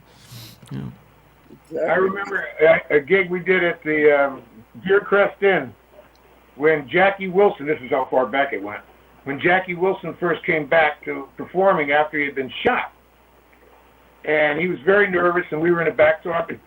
And I never got the specifics on what actually took place. Everyone, all the readings said that his girlfriend shot him out of jealousy. Well, according to him, that's the story they made up because it made sense. What really took place was he was about to go on stage. This girl came up to him, oh, Jackie Wilson, He gave her a kiss. She pulled out a gun to shoot herself, missed, and hit Jackie. That's the true story. She pulled out a make gun, that went, up, oh my God, pulled out a gun, put it to her head, then moved her head when she pulled the trigger and shot Jackie Wilson. Wow. Can't That's what he told it's true because you can't make something like that up. I mean, Yeah, it's just too Why bizarre. would you? Why would you, My God, So he was definitely afraid of people following him around after that, girls and everybody else. He's definitely afraid of it. And so, wait, his cover story is that his girlfriend shot him? That's what if you go back and look it up, I think that's what it all said. Almost all of it said it was a jealousy thing, and it's either his girlfriend or a girl that he had been with and walked away from, shot it. But according to him, he said, I don't care what you read about, some crazy nut went crazy because I hugged her and tried to kill herself and shot me. Wow. That's what he said. Hall of Fame story. Oh yeah, unbelievable. That guy's in the Rock and Roll Hall of Fame, guaranteed. Oh, Jackie Absolutely. Wilson. With the He was, gun. he Yeah, was it's operatically encased. trained. Jackie Wilson was operatically trained. Really? Yeah, he pretty extensively too. He was really unbelievable the things he could do with his voice. I don't know who he is. Jackie Wilson? Nope, I know who he is. Oh, let's see. That's a Quentin Tarantino movie, Jackie Wilson, about a flight attendant who smuggles drugs. Brown, Wilson, Singer. That's not who that is, no. If you go back, look up Jackie Wilson, look up some of the things, listen to his voice, hear the songs that he did for his period of time, phenomenal. Not just good, phenomenal. So good, really good. Hey, Johnny Les, you want to try a song? Sure. Your Yeah, audio Johnny. is a little funky. What's up with your audio today? Are you you sound like you're on a fan, like there's a noise going on. Well, all right. Yeah, let me turn the fan off. That will probably help. Hold Oh, on a you mean second. there is a fan? There actually is a fan. That's why the smoke kept moving around. I was wondering why the smoke didn't go straight up. It was just. I There's was this describing strange the sound. Like, it sounds like maybe a fan, but it's probably Sort of a chopping interpolated- noise with Air. air. Transcoding noise. No, it's a fan. It's actually a fan. All right. Has my audio improved on this now? Yeah, now it doesn't sound like a fan. Oh my god. This is how an engineer speaks. Oh my You god. know, I'm very envious. I see all you guys with your booms and your mics, and I'm sitting in an unheated room in 21 degrees. Oh my god. Oh my God, there's a dedicated musician for you. And there's construction equipment all around me. My jam box is on a 6-foot ladder, and I'm Oh my God. to the screen. So I'm And now I just realized I thought you were smoking a cigar, but that's your breath. It's so cold. No, it is a cigar, but I am outside. I am in the unheated room, so it's All right, cold. break the ice from your knuckles and play us a song. All right, we'll do. Find my pick. All right. I saw Holly McNerney trying to get into the studio, so we may have her on next. Let's see what Oh, happens. please. Love Holly. I'll go find out what's going on there. All right, cool. Shall I begin? Yeah, go for it.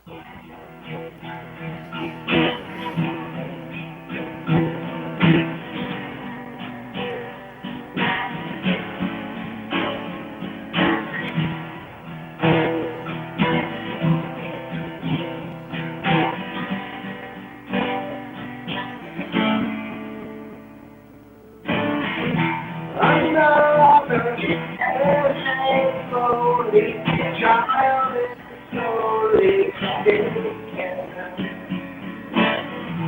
And the violence calls of silence, who are we mistaken? But this is not me, it's not my family. It's not it. They are fighting with their friends and their moms and their moms and their sons. Injustice, we are crying in your head, in your head. Something,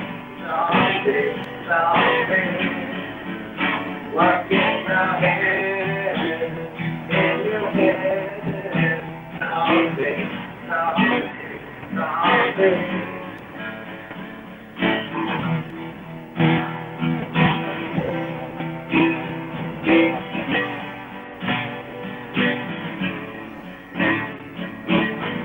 Another mother breaking, heart is taking over. With violence, causes silence, we must keep it taken. If the same old dreams every night they see in your head, they keep fighting with their pain and their moms and their moms and their sons, and they keep flying. In your head, in your head, something. What's in your head? In your head, something.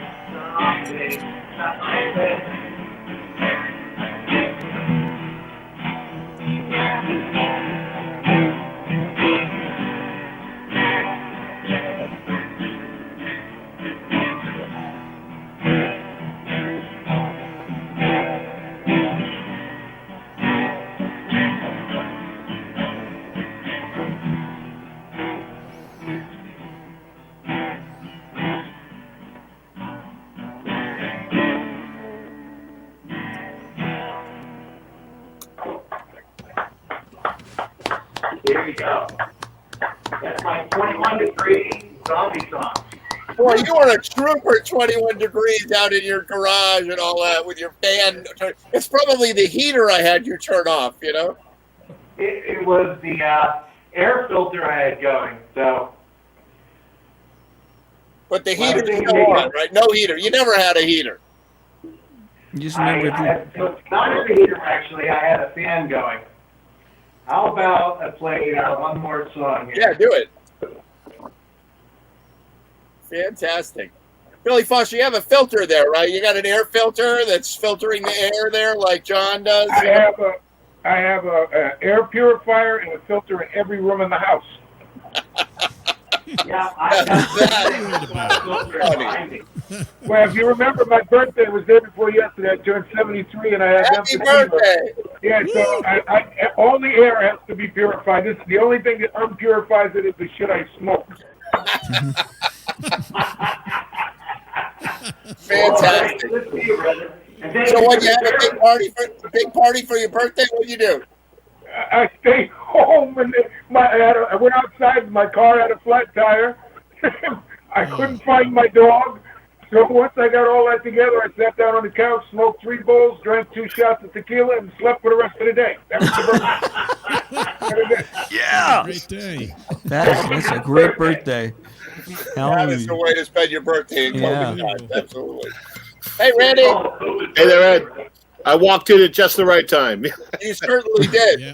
That's right. Nice Oh story, my Bill. God, look, we got Dave Lindsay too. Hey, Lindsay, what's up, Dave? Dave Lindsay. how's everybody? What's up, guys? Welcome, Randy.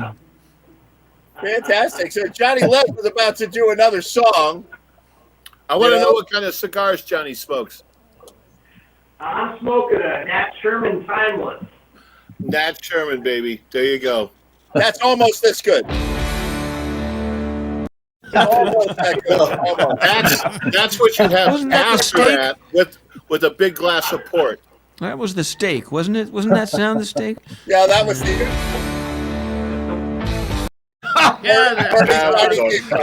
It won't go away. My I'm a gosh. fucking man, god damn it. It's like a bad staph infection. It just won't go away, that image. It's like, God. Oh my God. I got some streptococcus for you right here. Too funny. All right, Les, play a song. You got a festive crowd here. Let's come on. Come on, Johnny Les, what do you got for us? We'll do a little Trent Reznor song. Go for it. All right.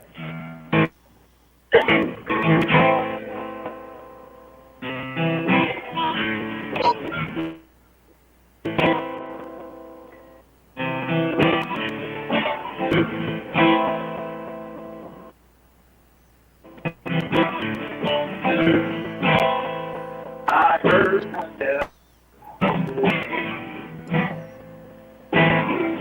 Yes, I still feel. Oh, we lost him.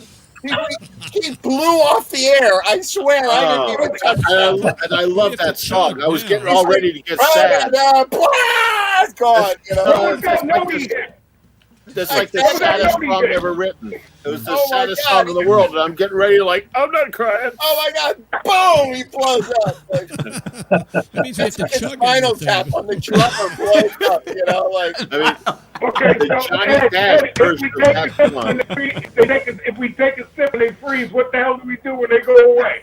blow through the whole bottle. we the whole drink bottle. anyway. I mean, Like, Oh, my God.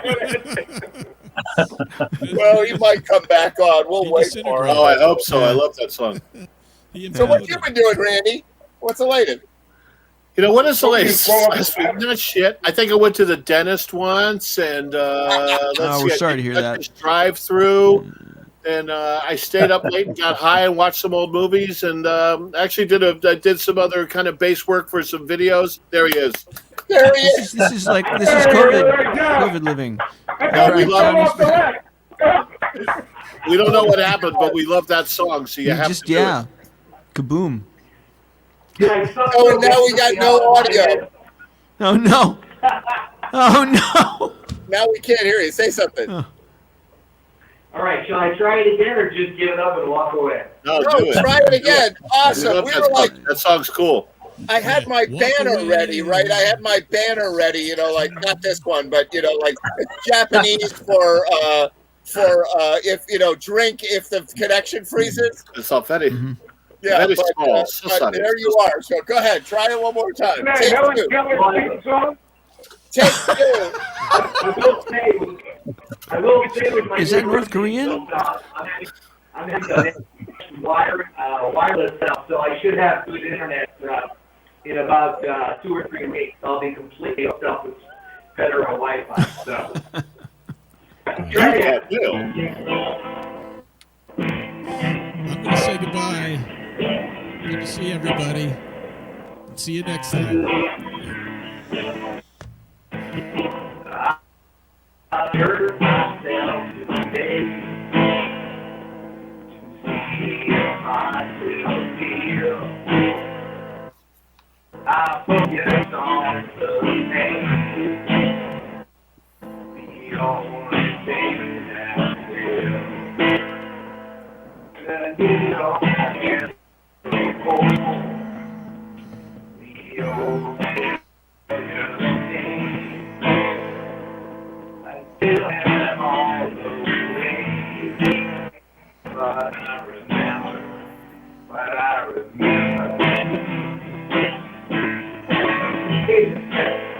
I can't blame that on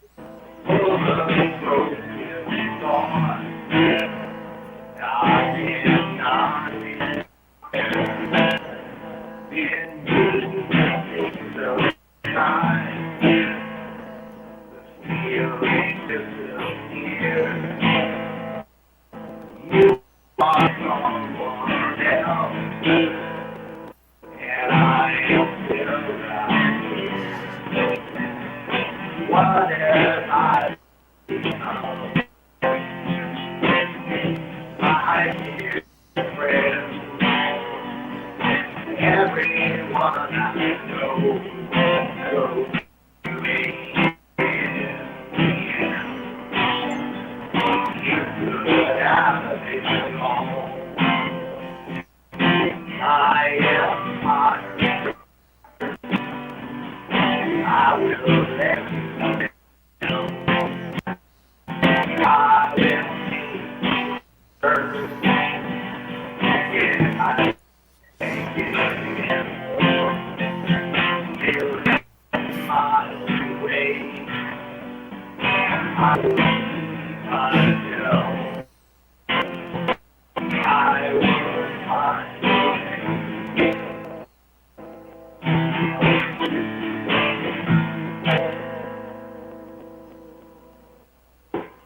Yeah.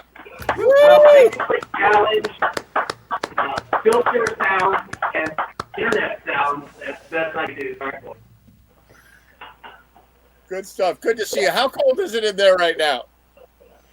Well, it's 21 degrees outside, and it's an unheated room, so it's probably as warm as 30. But Christ. I'm from Vermont, so I'm pretty warm. I've got a thin polar fleece on. I'm good enough. Should you be wearing an orange cap, like so that nobody shoots you in your own home? Like, Yeah, and if a woman comes up on stage and tries to kiss you, don't let her. Run the other way. No, if anything, will be my wife saying, you know, you're making a little too much noise, trying to get sleep. Can you turn it down? Thank you, boys. Good stuff. Good to see you, job, John. man. Really good. So we got Tom McNulty trying to get into the studio. He's desperately trying to get, but he's frozen. He can't move. You know, like I'm already poured myself some Dr. Thunder for that. But I'm gonna run out and get some Dr. Thunder and a big prime rib for dinner. So I'm gonna run off. Say goodnight to you guys. Good to see you, Will. Will, I love Okay, Will. that Thanks, left buddy. bank tune was really cool. The left what? Didn't you do the left bank tune? Yeah. Thanks. It Thank was you. really cool. Yeah. Oh, thanks very much. Good Thanks, I stuff. See appreciate you later, that. Will Bear.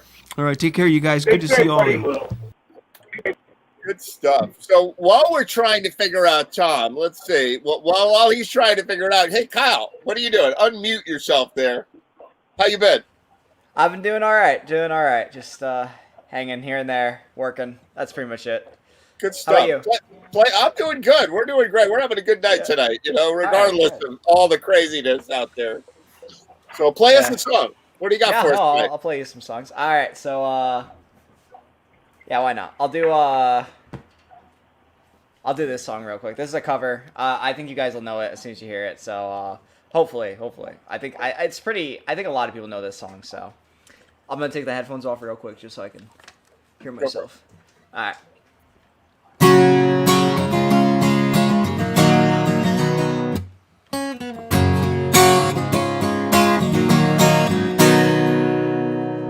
And I'm holding, I'm smiling, she living, she golden, she lives for me. Says she lives for the ovation, her own motivation. She goes round when she goes down on me, and I make her smile like a jug for you. Do ever what you wanna do, coming over you. Keep on smiling while we go through. Won't stop to the rhythm that divides you, and I'll speak to you like a chorus to the verse. Drop another line like a quarter with a curse. Coming like a freak show, take the stage and keeping the game she plays. She said, I want something else to get me through this. Tell me some kind of life, baby. I want something else. Now listen when you say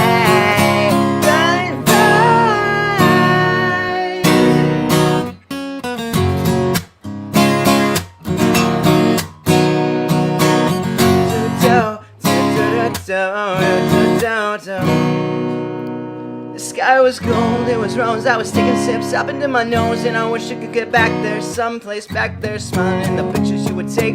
Doing crystal meth to lift you up until you break. You won't stop, it won't come down. It keeps stopping in the tick-tock rhythm, and I bumped up, jumped to the bumped up. Then I bumped again, then I bumped again, then I bumped again. Said, how do I get back there to the place where I fell asleep inside you? How do I get myself back to the place where you said I want something else to get me through this?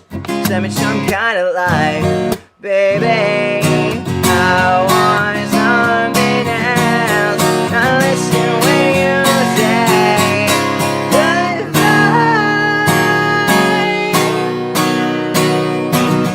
I believe in the sand beneath my toes. The beach gives an empty feeling. I believe in the faith that grows and the four right chords that make me cry.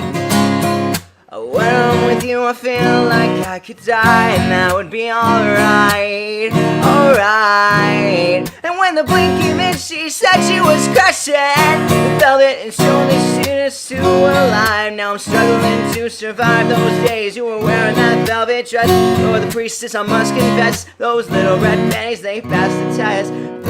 Dying face down on the mattress one. And you own me. We are broken. Still it's all I wanna do, just a little now. Feel myself heavy off the ground. I said I'm not coming down. No, no. And I won't run from my life.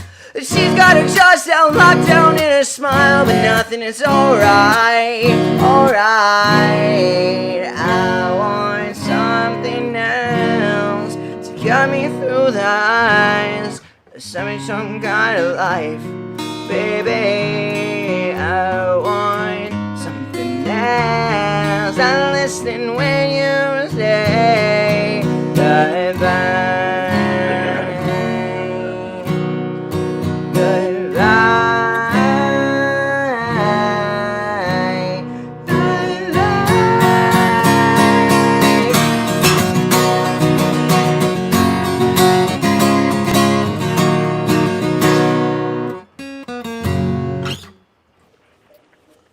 Oh, that was great. Yeah, That you was like cool. it? Good.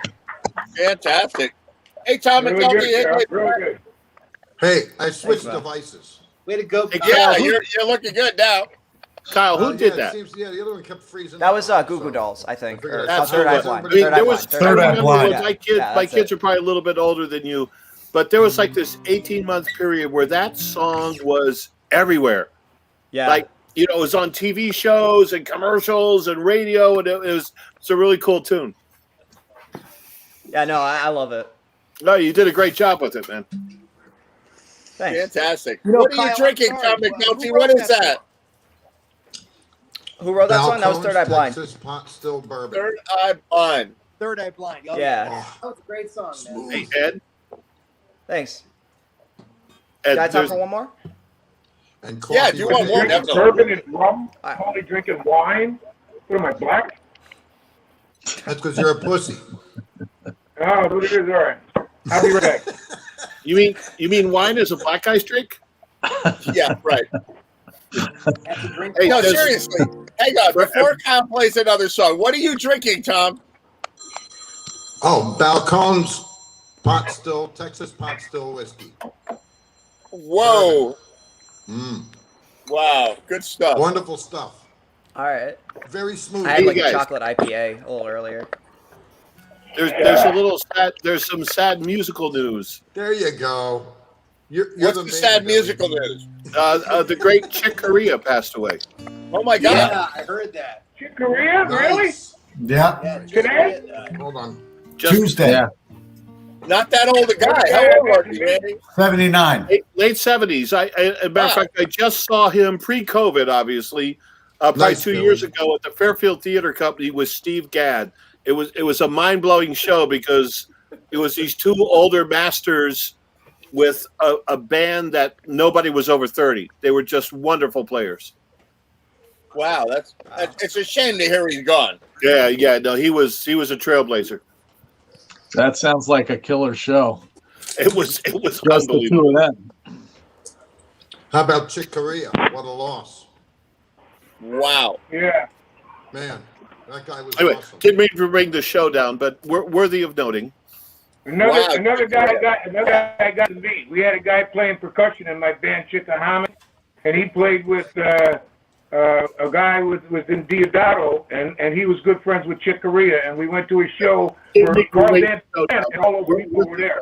And that really old space lady that was really popular for years.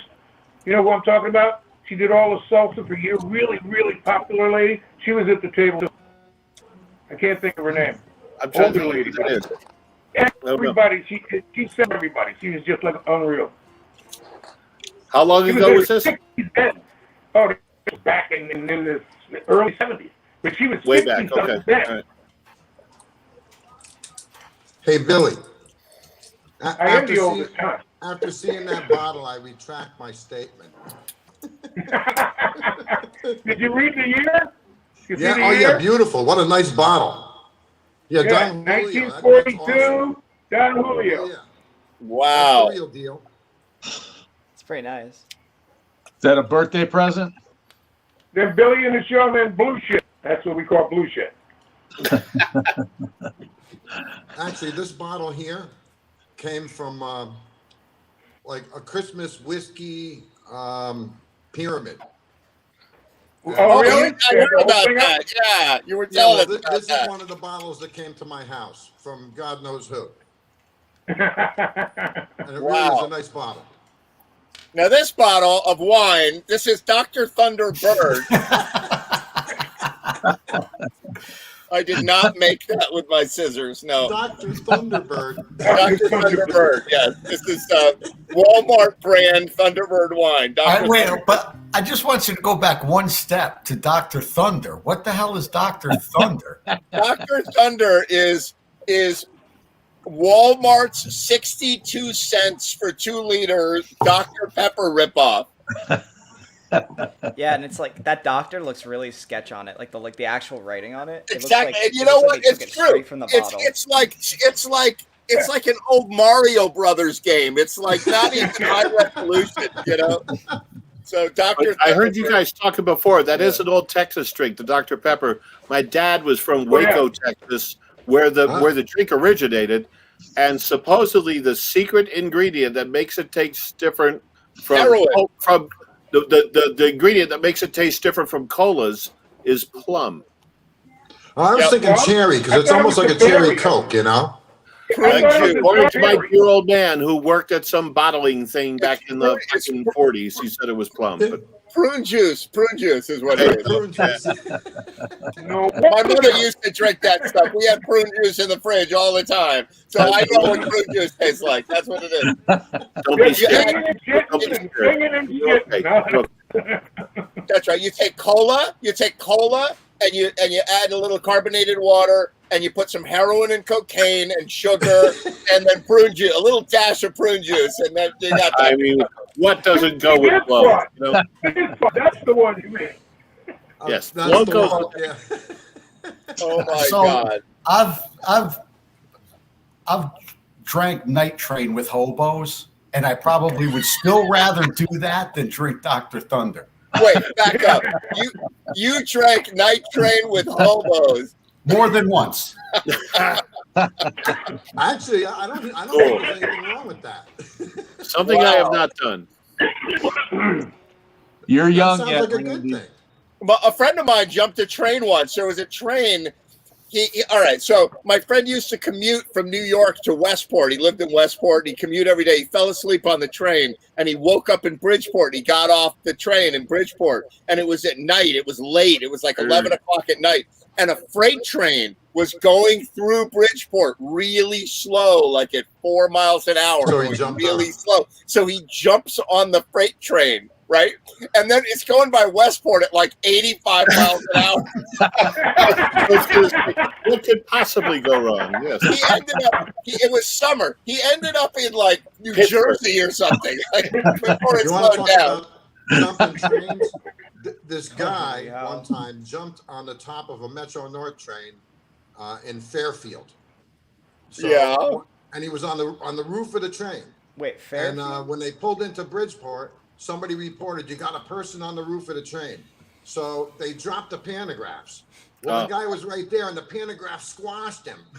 They said, no, you're squashing the guy. Put the pantographs back up. They put him up, and the guy fell off the roof onto the tracks. Wait, what's a pantograph? Oh, that It's thing, that you know, thing on the that top of the touches train the that wires. makes contact Yes, with- Yes, that's right. That's right. That's a pantograph. So they electrocuted the poor guy and then dumped him off the tracks in Bridgeport. That's a sad ending. It's kind of amazing there are any males of our species alive. I'll tell did you you another guys- really bizarre one. One time, Saturday afternoon, Stanford Station. The station is packed. The people are all waiting for the train. The train is late, and they're waiting. And there's a guy from Texas with his big 10-gallon hat on, and he decides to spit. He sticks his head over the edge of the platform to spit, and the train comes by and whacks him right in the head. Not good. It's happened more You than can't make once. that I kind of met a stuff guy who survived it. Yeah, And he's learning shapes. Getting hit by a train? Yeah. A guy got hit in the head with the Metro North. It was a big story. It was in the news. Had massive brain trauma and stuff, and so he was like a big high power like Wall Street guy or something. You're He kidding. was attacked Wow. by this train. He can't go back to Wall Street. I mean, he rehabilitated himself. So I used to do Habitat for Humanity with my daughter, and this guy used to volunteer and do habitat builds. Wow. He's learning shapes and colors now. Yeah. Well, he works on his memory every Put the single square peg day. in the round hole. The only one that ever happened to me was I was living in Springdale, and we were at the train crossing in, and the gate's down, and the guy comes from behind, and everybody stops. It's dead quiet. It's broad daylight. The guy just eases out from behind everybody, goes right through the gate, and as he goes through the gate, the train hits him and kills him right in front of everybody. I mean, just like it was in slow motion, the guy just said, "Oh, here comes the train. It's time to go." He crossed over and tried to shoot through the gate before the train got there. The train hit him and killed him in front of everybody. Unbelievable. Yeah, how As a matter of about fact, on the Harlem line? the piece of the car is stuck all the way into New Canaan. It's stuck on the train all the way to New Canaan. Oh my God! What happened on the Harlem line, Tom? When Billy, they I first have a great started story for you. with the GPS A stuff, buddy of mine, the Lou Garmin and all of George, that, there was a he guy jumped coming the down train. Green Lane, and the Garmin was telling him, turn right, turn right, turn right. Well, he turns right onto the tracks, right into the third rail, and impales his car, gets stuck. The train comes by and hits him. Well, that's a lawsuit with Garmin, as far as I'm concerned. Garmin told me to do it, you know. You know, there were a bunch of guys in Washington, D.C., and they were just driving around looking for a McDonald's, and then the Garmin went, turn right and attack the Capitol and stop the vote. It was the Garmin. It was... Right, That was one of the most Garmin. epic hacks. Yes, that's good, Ed. Too soon. I Talk know. about a hack. Too soon? That's All right. bizarre. Dr. Thunder. All right, Kyle, play another song. Come on, go for it. All right. This next one, I played it before, but I think that playing it with the mic, I have like this mic set up right here, and it'll sound a lot better than it does. Yeah, go for it. So this song's called "Good Riddance." Let's do it.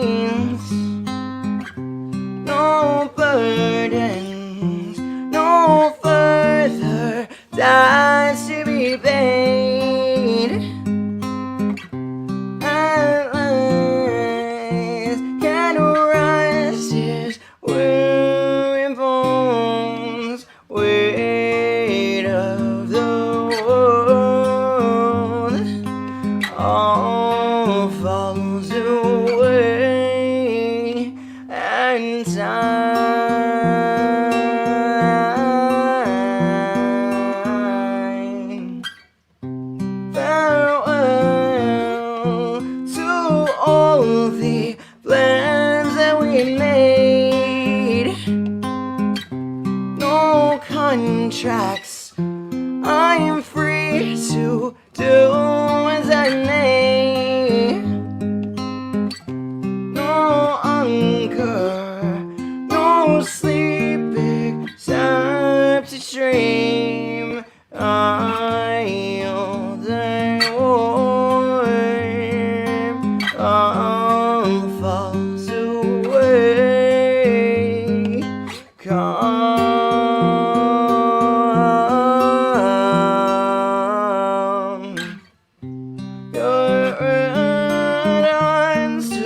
All the fools, to all the thieves that stifle me, they've come and gone and passed me by. Good riddance to all.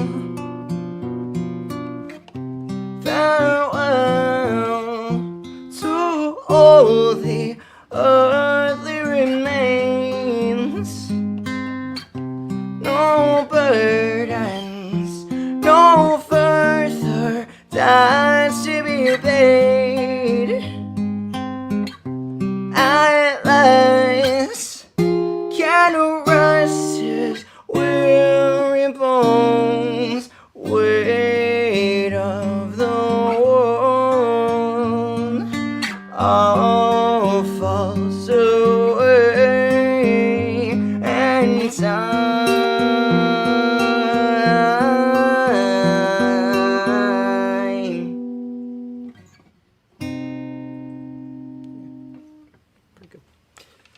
good.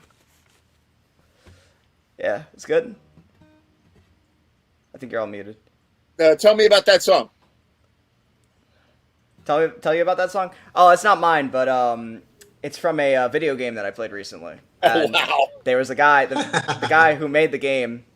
The guy who made the game also made the music, and he had a YouTube video. And he's like, "Hey, you guys want to learn how to play this song?" So before I even played the game, I actually saw this video on how to play the song. And then because I learned how to play the song, I was like, "Okay, now I have to play the game." And the game was actually really good.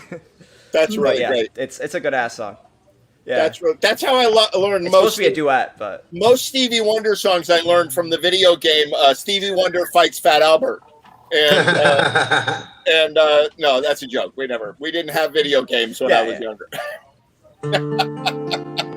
Yes, you did.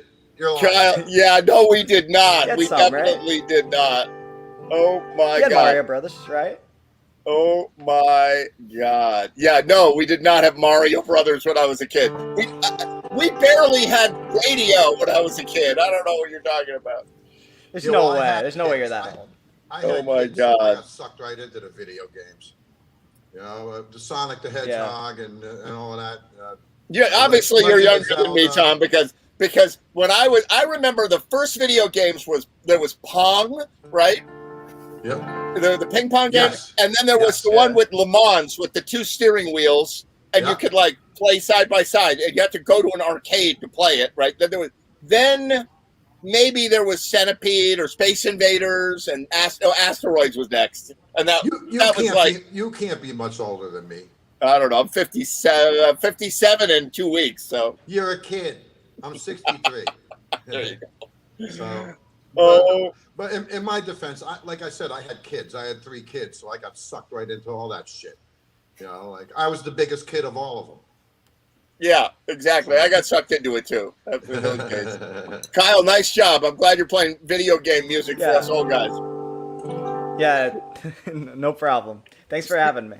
Yeah, super good. Really good to see you. So we have a very, very packed studio right now with a lot of people, and I'm going to drop off and play a message, and after which we'll figure out what we're going to do. I'll be right back.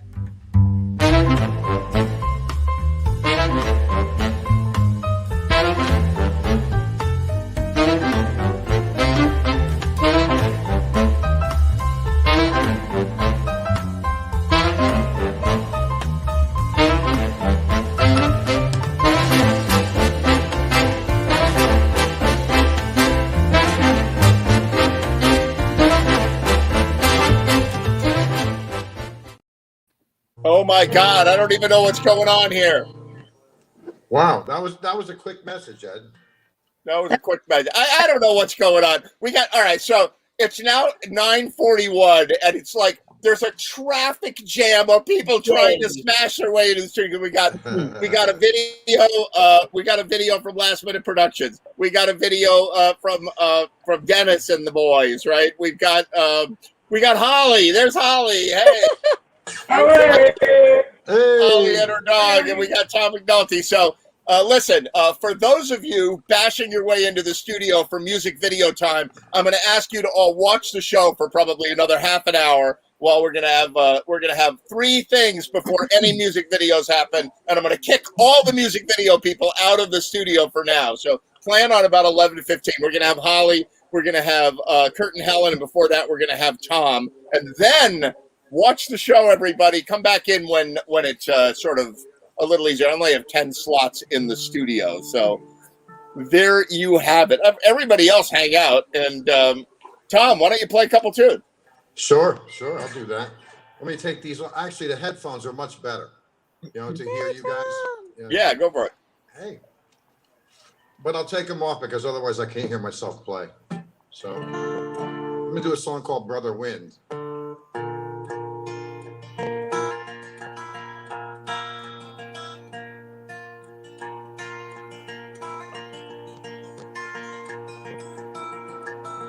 Made up my mind to go someplace so far away. I headed west without a sad goodbye. No hugs or tears, that way it's probably for the best.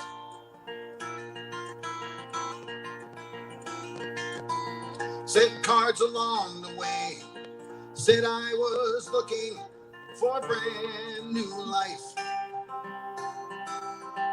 I never settled down. My wanderlust could always cut the ties like a knife.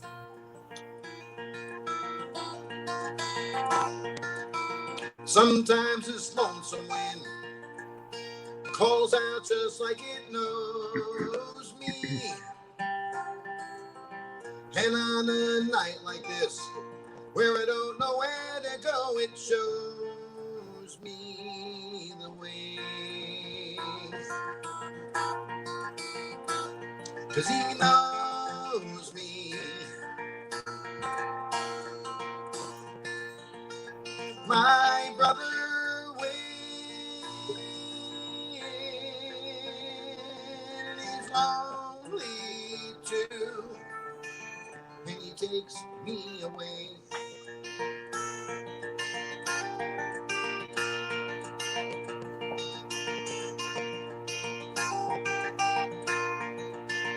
I always looked ahead, so afraid that I'd be caught behind. Followed a crooked stream to places I have never been, and one more highway sign. And I'm like some other guys, count the hours till the day will end. But it's not so I can rest. For me, it's the time that's best for talking to my friend. 'Cause he knows me. My brother Wayne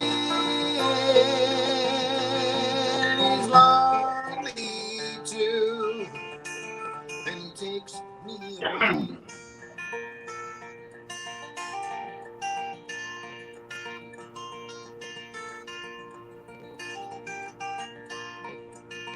Now half my life is gone. The only home I ever had is Holborn Road. My skin's all cracked and brown. It's a mirror to the desert ground and the dusty wind that always seems to blow. I never made a mark, just scattered footsteps on this shifting sands. Whatever pushes me, something only he could ever understand. 'Cause he knows me. My brother Wayne, he's lonely too, and he takes me away. 'Cause he knows me. My brother Wayne, he's lonely too, and he takes me away.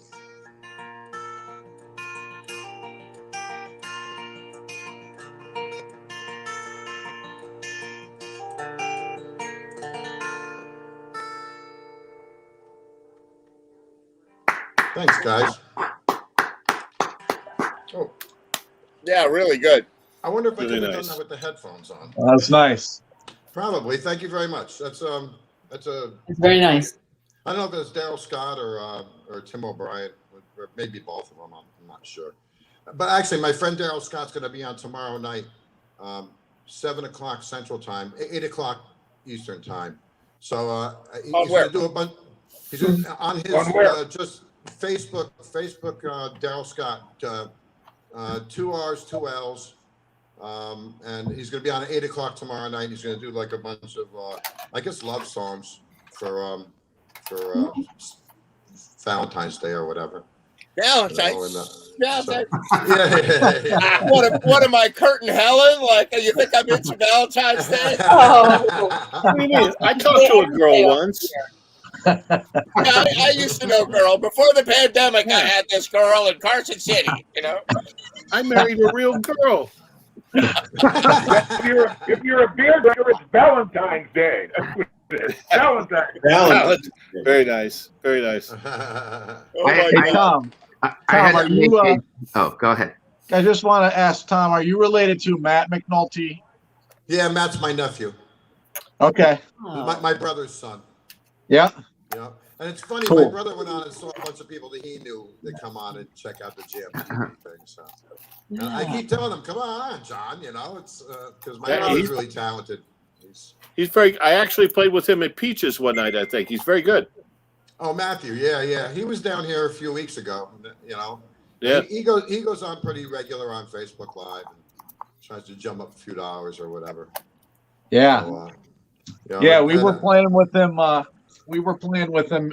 Doing some Grateful Dead music for a while. Oh, yeah, he loves that shit.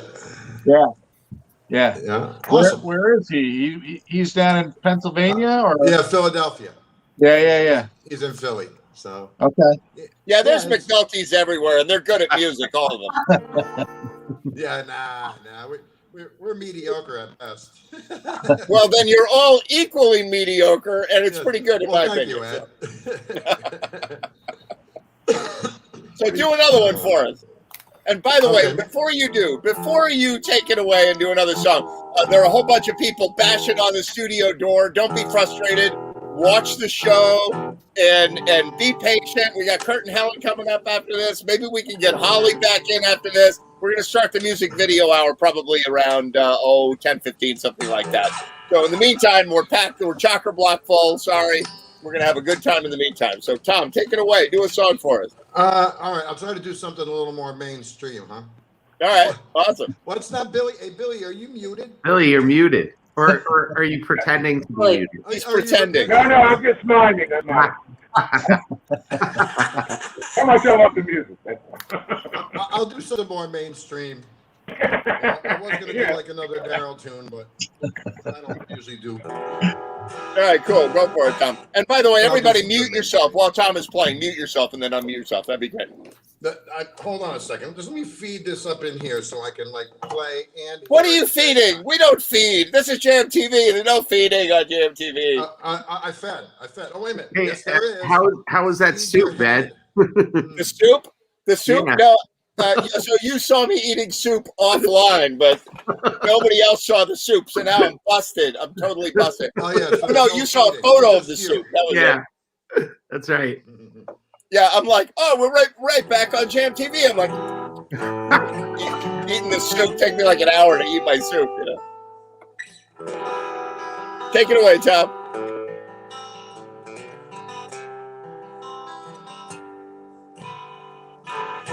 She packed my bags last night, please flight.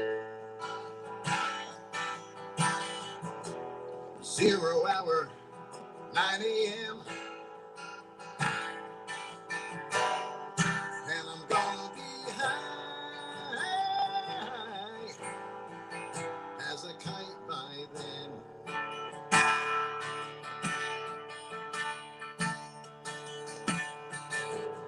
I miss the earth so much. I miss my wife. Flew me out in space on such a timeless flight.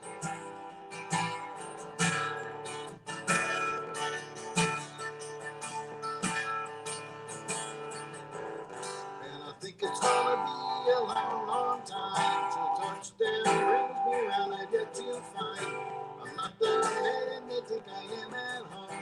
Oh, no. I'm a rocket man. Rocket man, burning out his fuse up here alone.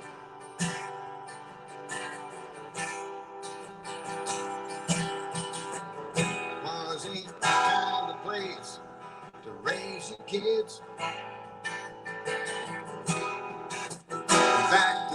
as hell. And there's no one there to raise them. If you did,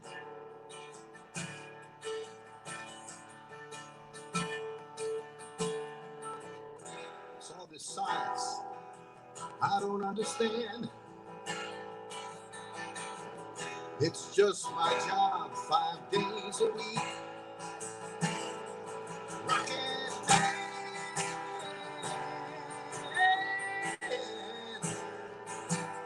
Rocket Man.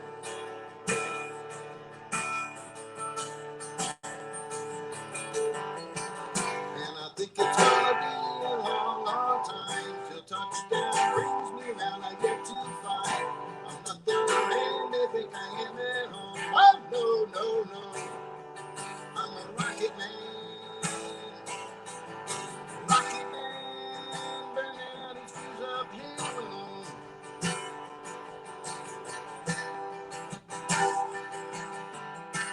And I think it's gonna be a long, long time till touchdown brings me around and get to find I'm not the man I think I am at home. Oh, no, no, no. I'm a rocket man. Rocket man, burning out his fuse up here alone. And I think it's gonna be a long, long time. And I think it's gonna be a long, long time. And I think it's gonna be a long, long time. And I think it's gonna be a long, long time. Thanks, guys and gals. I saw you guys singing along. I like to do the sing-along stuff. The sing-along stuff is great. Ollie and I were singing along with you. We love that. I was singing along. I was singing along. That's awesome. There you go. I do. You know what? Tuesdays It's and interesting. It's interesting to see the different lag times of everybody's connection. Like I'm watching Billy sing I was singing mine. I was going. You know, completely different, right? when I was about 9 years old, my dad had that the greatest hits, Elton John greatest hits, like on tape, on cassette tape, and we used to play it in the car when we would drive on the weekends, and it was just I love that whole that song is just I love that song. Well, I'm happy I could bring back good memories for you. That's a good memory. That's what That's a music cool is all song. about, actually. Some of the best. It's bringing back. That was such a it's good really how it what was triggers that? memories. You know, definitely. What were we talking about? What was that?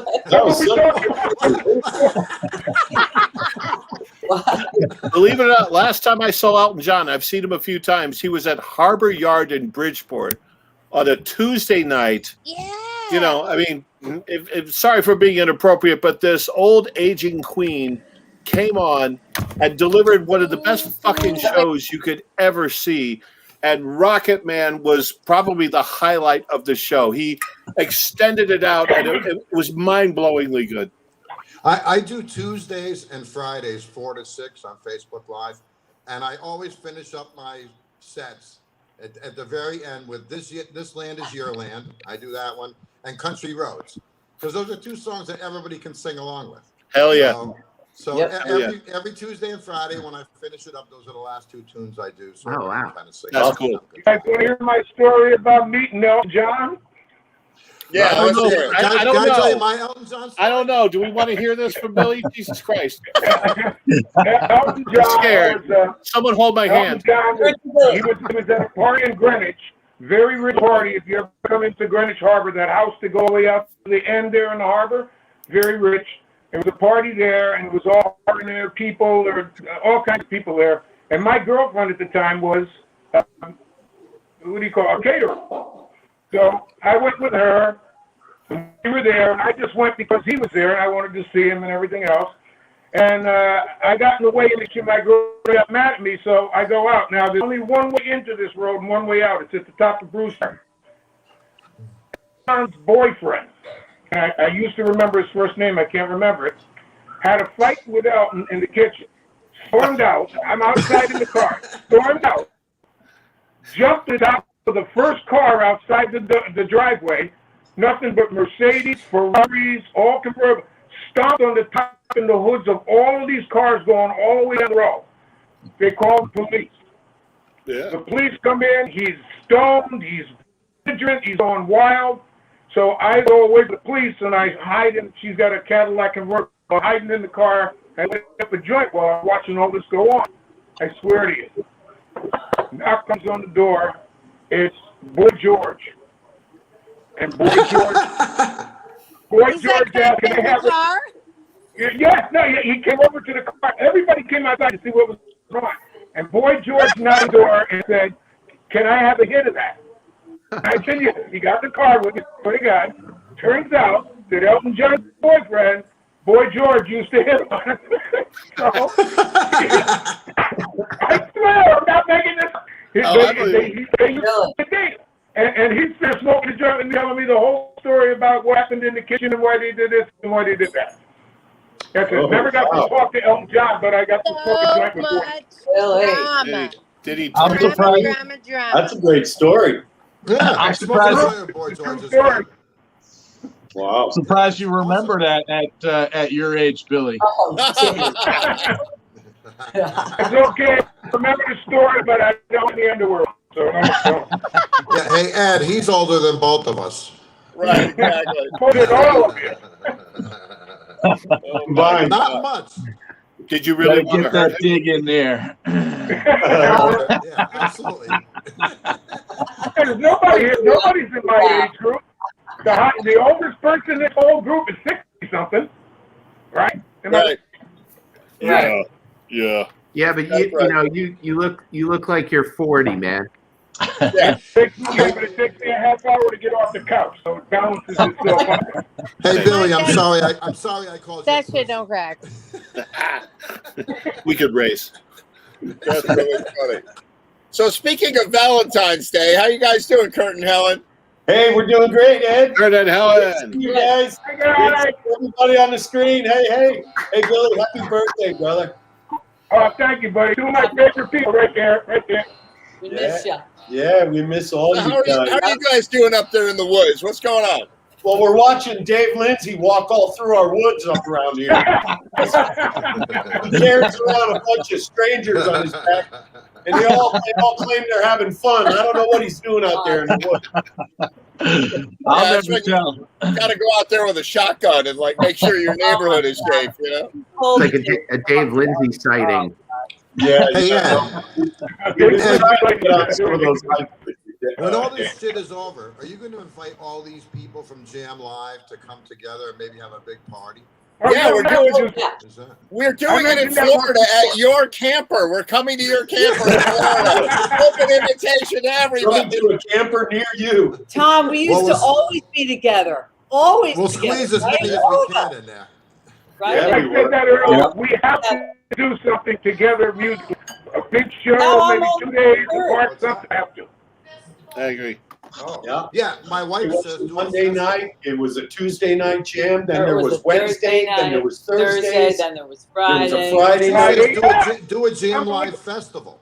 Oh But man. keep in mind, a whole bunch of those places are closed now. Ed, you could do that. Yeah, they are. You're right, Billy. But a bunch of those places are closed. They're not even open. They can't open again. I know. Yeah. Well, I know. Yeah, but if this is going to be over, when this stuff ends, we'll talk, Ed.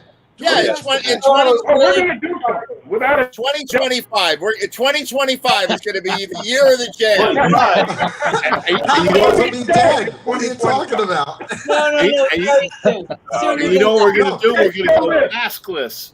No, Yeah, you yeah, don't mask listen to this me. jam. 2025. I won't be here. You're having a Before peak Billy class Dead. at the end of the summer. No, we can be in little plexiglass cubicles. Yeah. Exactly. So thank you. Oh my We'll God. just see each other and we'll hear each other. When this Oh, is no, I swear to God, You when this can't is hold us over, to 23. when Billy. this is over, anybody comes here with plastic, a person. After this is over, no plastic, no bubbles, so don't do it. Don't do it. So Kurt and Helen, I what have have you some got here? ideas. What you guys are the poster children for Valentine's Day. So what do you have? Yeah, there you go. We don't really celebrate Valentine's Day. Well, we do a little bit, but Yeah, come on.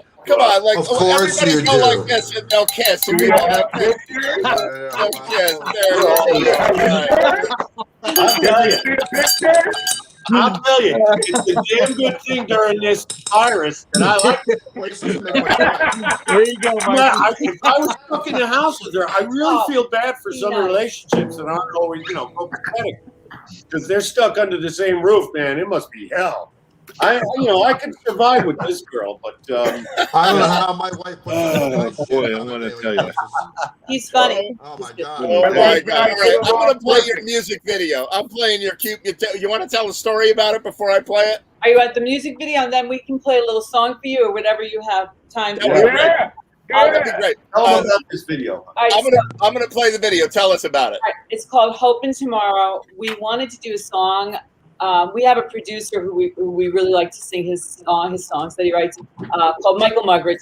I'm sure some of you have played with him. He's a great producer and he's a great musician. And so I said to him, "What do you have?" And he gave us this song, and I said something hopeful because I really want to get out. Even though I like this guy, I want to get out. Yeah, we do. So it's a song about hope. It's a little slow. I think you'll like it. I hope you'll like it. That's Can you- okay. you know, yeah.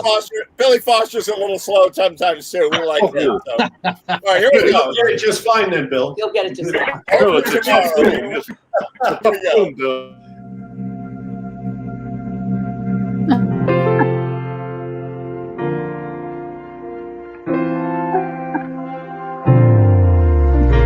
There was a time, wasn't so long ago, our house was full of fun.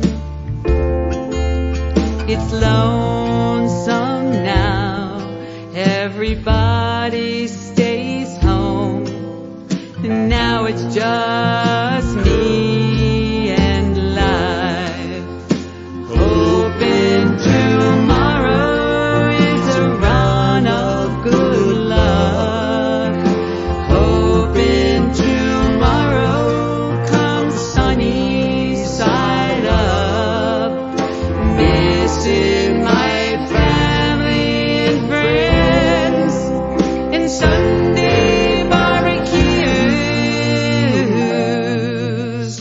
Hoping tomorrow brings a little good news.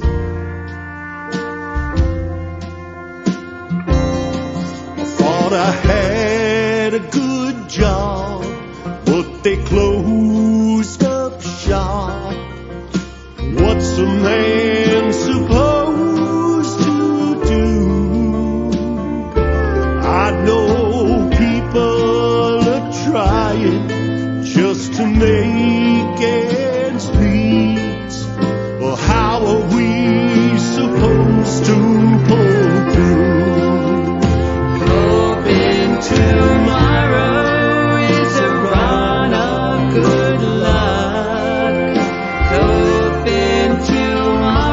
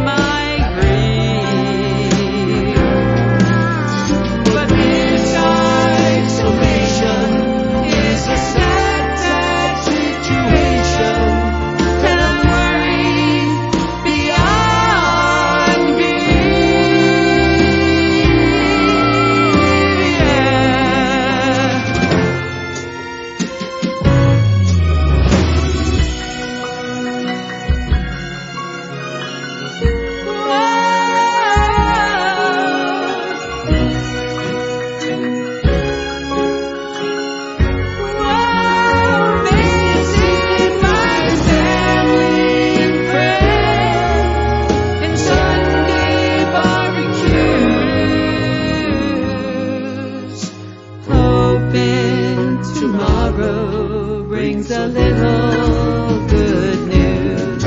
Oh, friend, tomorrow brings a little good news.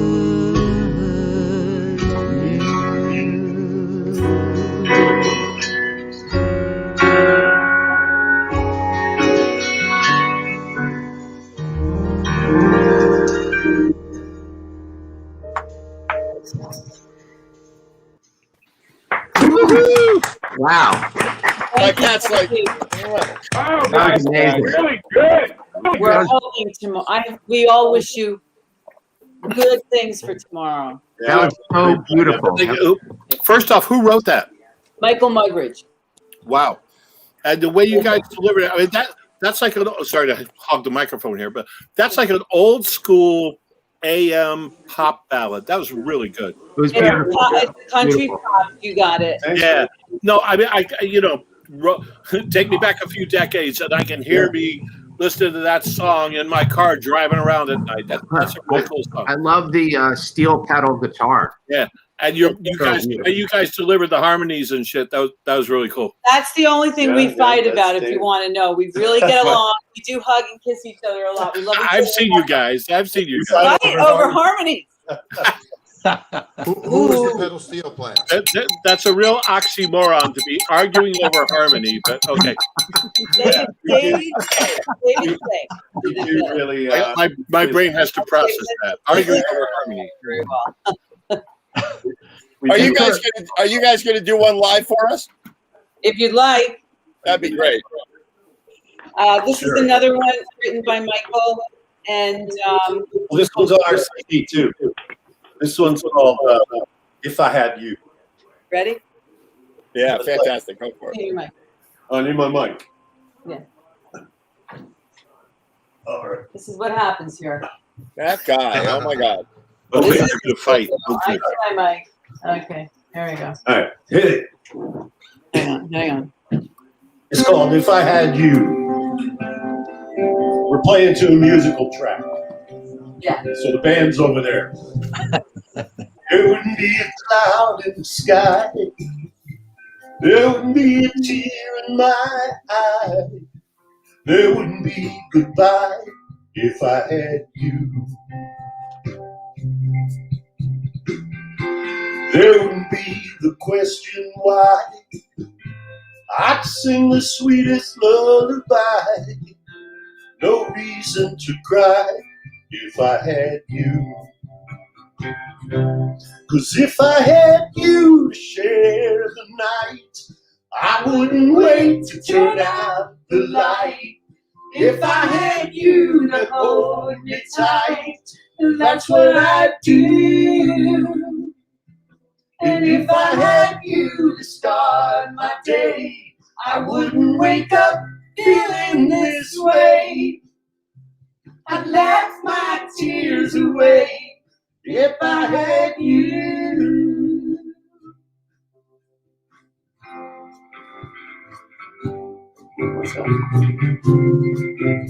Good.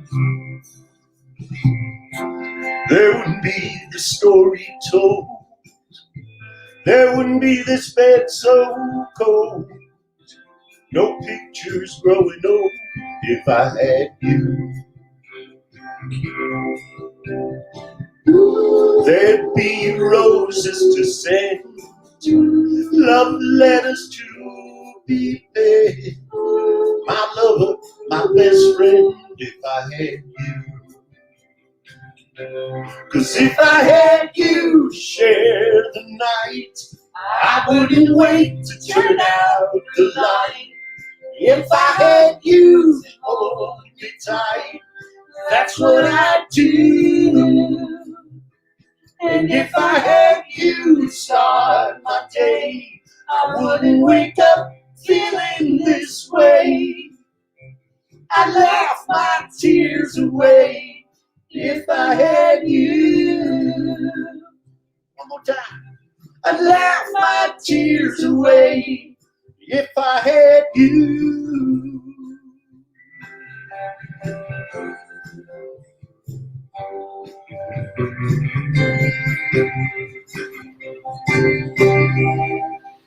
Hey. There you go. Nice. All right. Very nice. Another round. Boy, that was our Valentine's Day show. Thank you. Good night. Good Valentine's. Oh, my God. Oh, yes, it is Sunday Valentine's Day. That's our instrumental track from the studio track. No, that sounds great. You know, it's funny.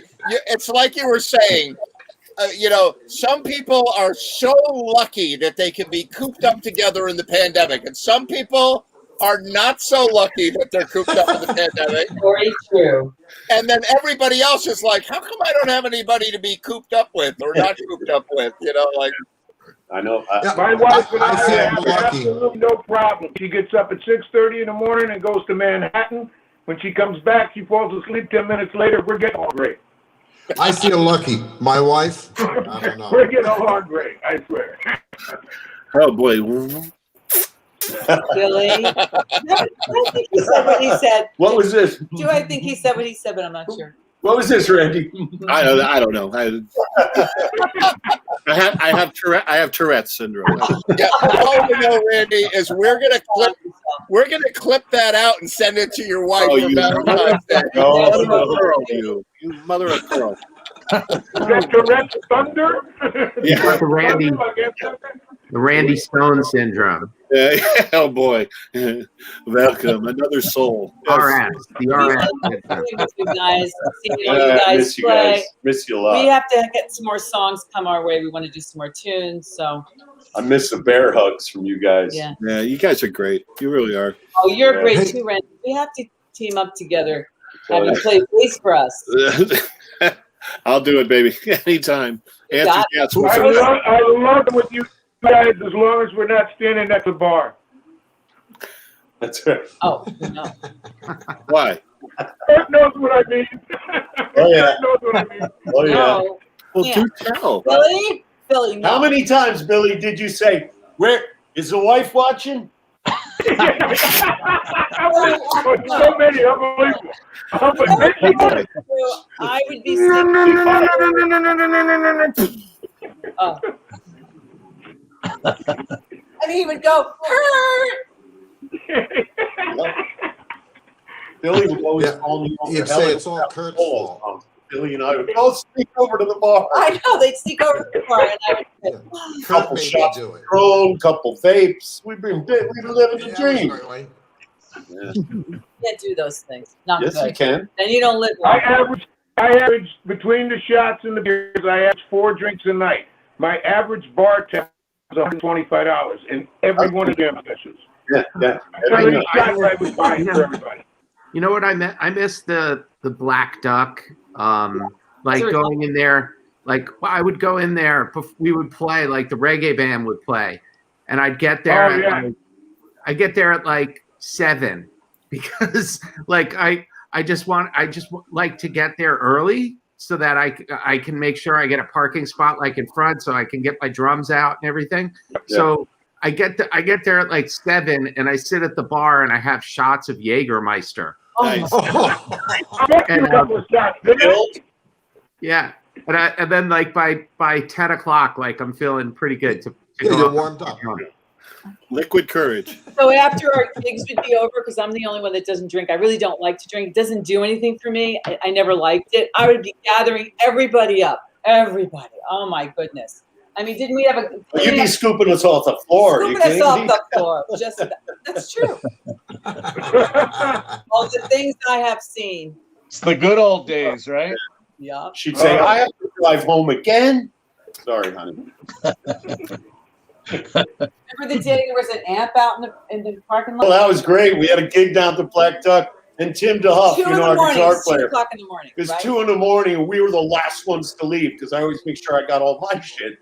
And I'm outside, right in the middle of the parking lot of the Duck, is this Marshall amp sitting right there. I know.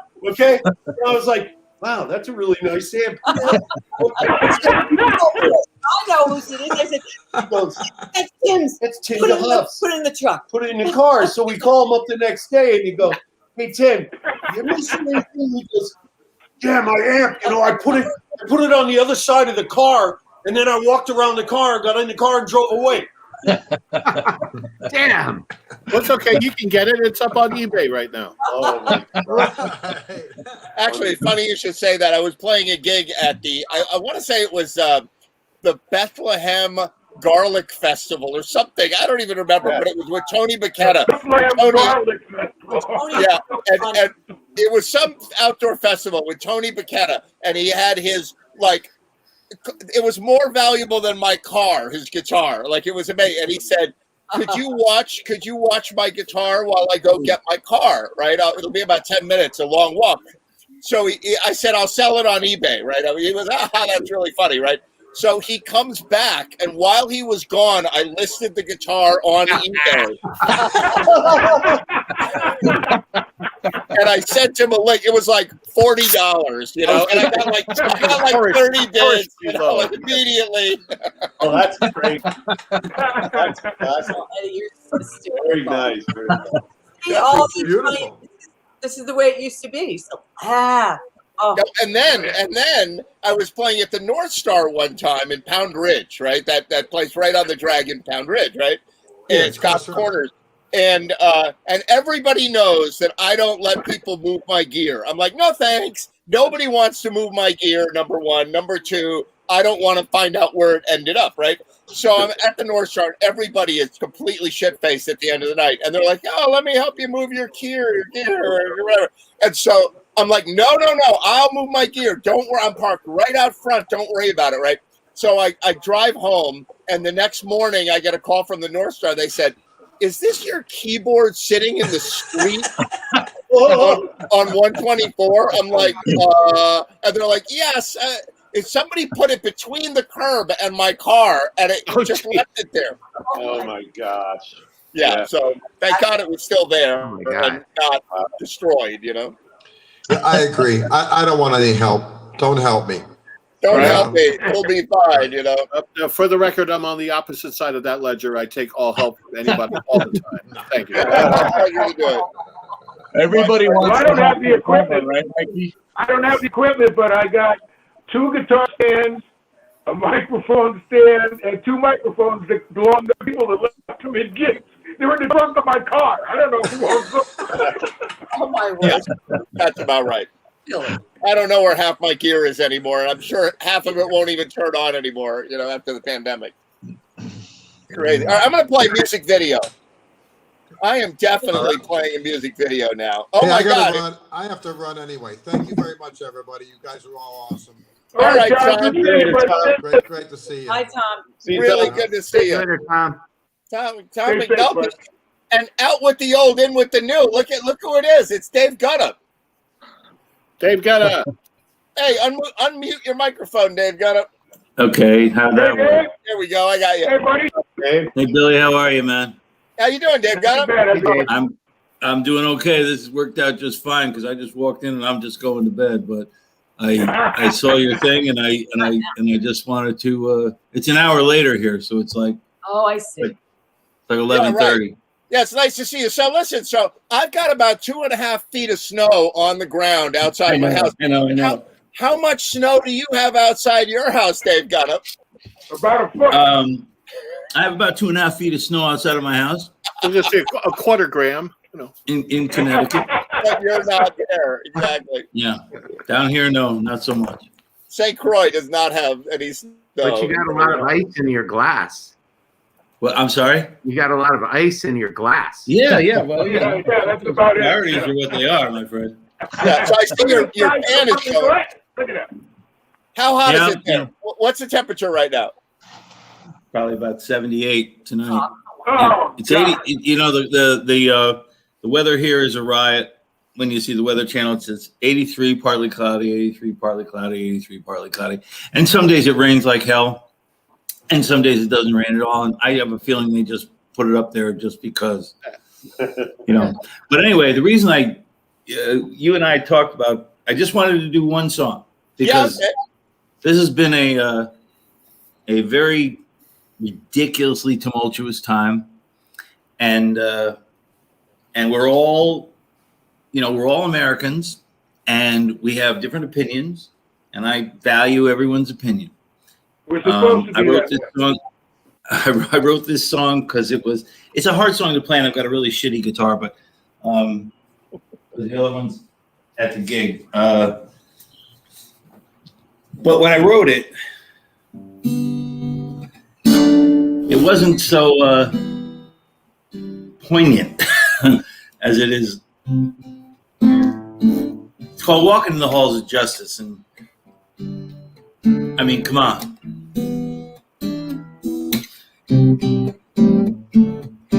Smile and wave at the whistle stop while your victory train rolls right through town. How's that view from up on top looking down? Waving signs that show your face. There's your name in red and white and blue. And the people around here, they seem to believe in you. But from the steps of the house that we built to the edge of either ocean, all across the land, don't you hear the people call? Is it so hard just to keep your promise? Is it so hard just to wake each day and remember you're walking in the halls of justice?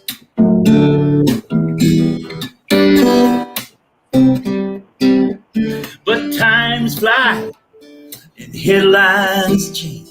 There's your name again in black and white. You're waving old glory round left and right. And from the printed page, words don't ring true. They're not about us, boy, they're all about you. But from the steps of the house that we built to the edge of either ocean across this land, don't you hear people call? Is it so hard just to keep your promises? So hard just to wake each day and remember you're walking in the halls of justice.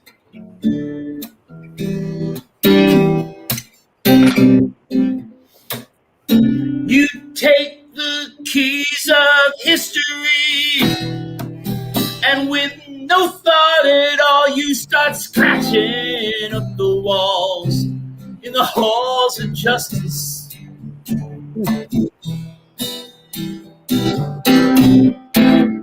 But from the corners of the country, there'll come a call up to the hill. You better lead the way, or you got to step aside to follow one who will. From the steps of the house we're building to the edge of either ocean across this land. Hey, don't you hear the people call? Is it so hard to keep your promise? Hard just to wake each day and remember you're walking in the halls of justice. You're walking in the halls of justice. You're walking in the halls of justice.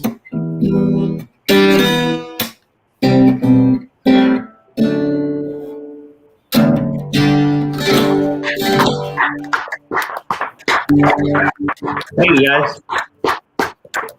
Thank you. Really good. Good to see you, Dave. Great, buddy. Love it. Thank you, man. From a veteran, that means a lot. Love it. Very cool. You are. Not just a couple minutes. Beautiful. Yeah, so while I'm out walking in 17-degree weather over the next couple of days, or by 2 feet of snow, I'll be thinking of you, Dave. Well, I got a lot of people pissed at me right now, so you can just get in line. Aw. Dave, when did you say that you wrote that? Okay, it's a true story. When Bill Clinton got caught, No kidding. that's when I wrote it. Allegedly, yeah. Allegedly. I wrote it then.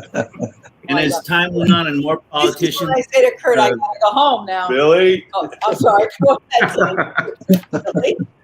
No, because I'm on the left side of the wall, but when somebody F's up, they F up, and at the time it seemed like a good idea to write the song.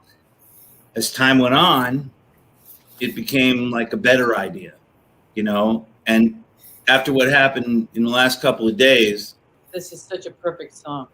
yeah, I mean, the song grew into the history. The history wasn't quite there. I was trying to make it, a song. But today I thought about it and I said, if I get home in time, I'm going to call Ed and just do that song. I love the lyrics. The part where Good choice. Yeah. Thank you very much. Thank you. Yeah, I'm going to send that song to Donald Trump's defense for the Senate trial. I would. All those people were doing was walking the halls of justice. That's Yeah, all they right. were It's doing. very cool. They weren't scratching up the walls.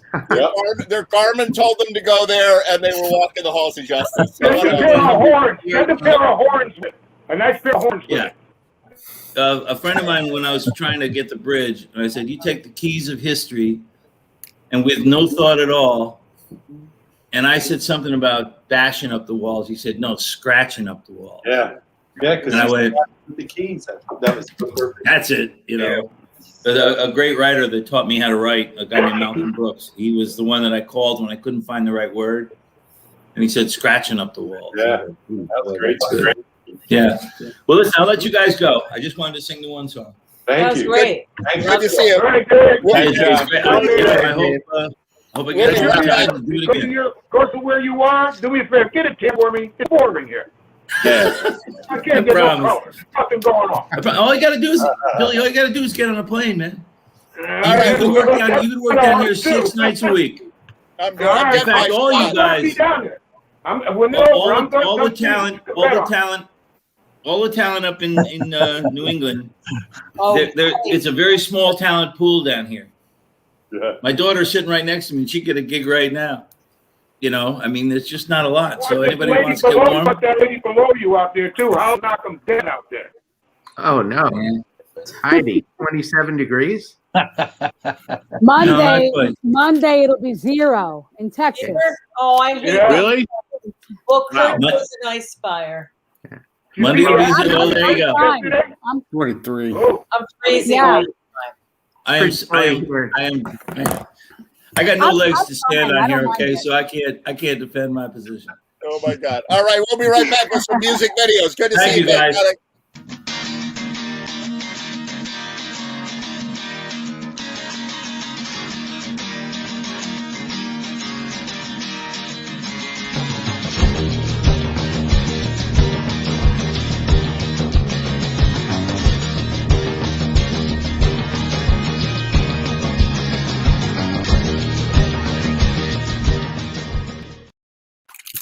All right, now we're getting into music video hour, an hour late. How y'all doing still? You survived the cut. What's up, Peter?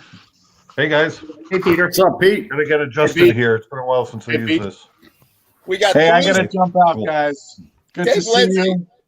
We will try to catch you next week. Until then, stay warm and don't let the cats burrow up through the bottom of the floor, Ed. No, they're not coming in. Good to see you, Dave. Good to see you, David. All right, Dave. Dave Lindsay. Yeah, absolutely. So, so I want to play some music videos now. I got my friend Eric Jacobson. He's going to come on the show from Japan in about, I don't know, half an hour or something. Like, this has been quite a show tonight. So That's cool. glad you guys can hang in with us. So it's really funny. I got a video from Dennis Allred tonight. and it's "Hungry Like a Wolf." And I got a letter from I got a video from Mike, and it's another kind of wolf. Coyote. It's the night of the coyote, exactly. That's weird. So so if anybody wants to come in, music video hour, there's four slots open right now. The studio is crackerjack full. You want to talk about Coyote a little bit? Yeah, sure. Hey, Heidi, why don't you tell us about Coyote? Well, actually, I'm wondering if Holly's coming back, but I guess because I saw her on the show before, I was backstage. I don't know. I haven't seen her in a little while, so maybe not. Well, somebody's coming, but well, I became part of it. Mike invited me to join, so Holly really wanted to play this, do this song. She, in fact, like contacted me and said, "Mike, I really want to do this this song, Coyote." And I knew the song because I saw it once, like in the movie The Last Waltz, with Joni Mitchell played it with the band, and it was really good. And so yeah, we got it together. We did play. We didn't use that as our model. We used her song off of her album, which Jaco Pastorius played the bass on, and Randy here did an amazing job of that.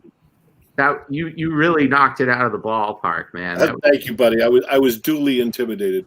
I asked about those parts. I said, "What is that little sound? I'm here. What is that?" And he said, "It's the bass. It's Randy." I'm like, "What?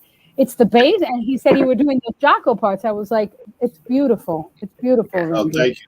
Well, thank you, but he did it. I'm just trying to imitate him. Well, and just to say very quick, I'm sorry, Mike, not to interrupt you, but my little parts, I was inspired by the version by the band, the little keyboard parts that happen in the band, just so you'll know when you hear them. Okay. Yeah. So it took quite a while to get this one finished, but it was worth the wait. And we Heidi and I worked on a couple of late nights on keyboard parts, and we got it all done. So yeah, I hope you guys enjoy it. All right, fantastic. With no further ado, here comes Last Minute Productions, Coyote.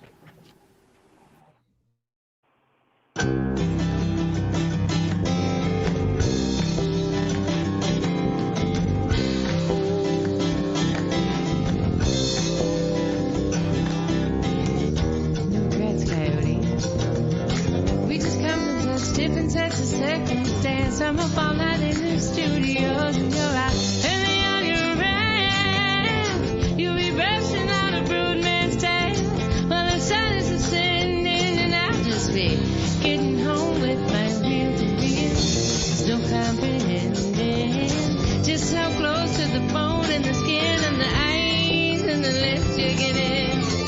Still feel so alone and still feel stations and some really all nighter, hitting and driving, no, racing away. You just picked up a hitcher, a prisoner of the white lines on the freeway.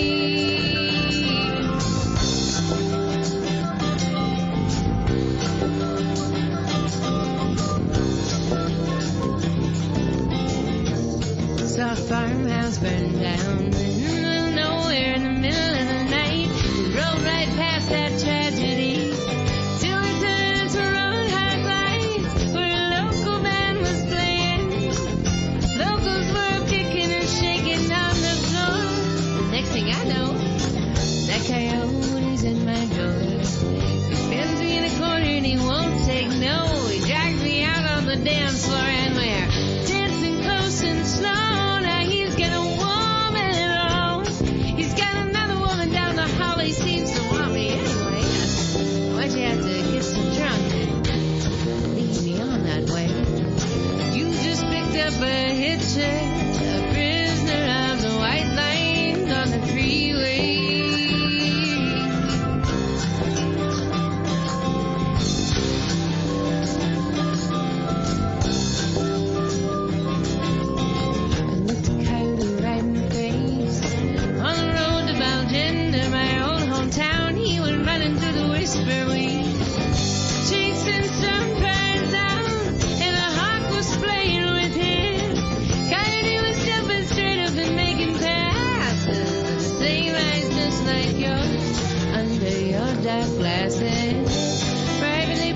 the public rooms, peeping through keyholes and numbered doors, where players lick their wounds and take their temporary lovers and their pills and powders to get them through this fashion play. So I'll just get off of the way. You just picked up a hitcher, prisoner of the white lines on the freeway.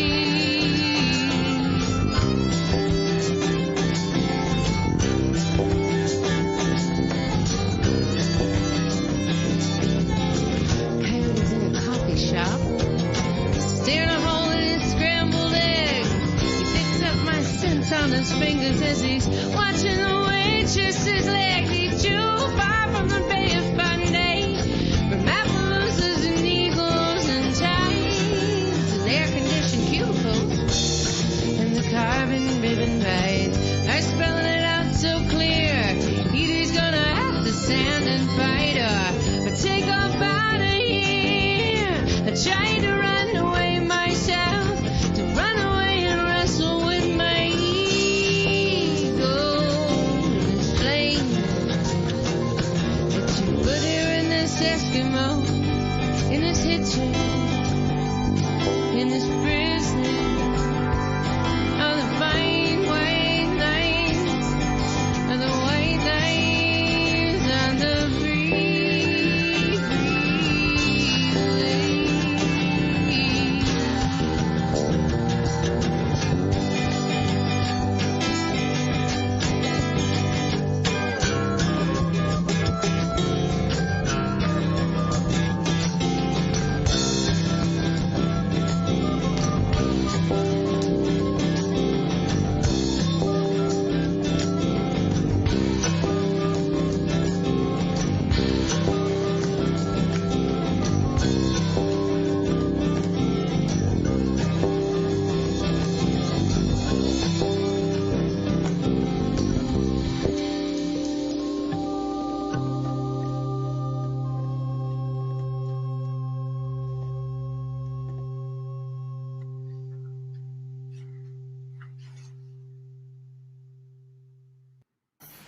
Very nice. That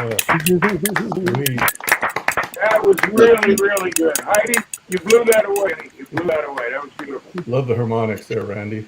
Thank you, man. Yeah, Thank you. did you transcribe that by ear, or did you find? Definitely by everything I do is by ear and by braille. Yeah,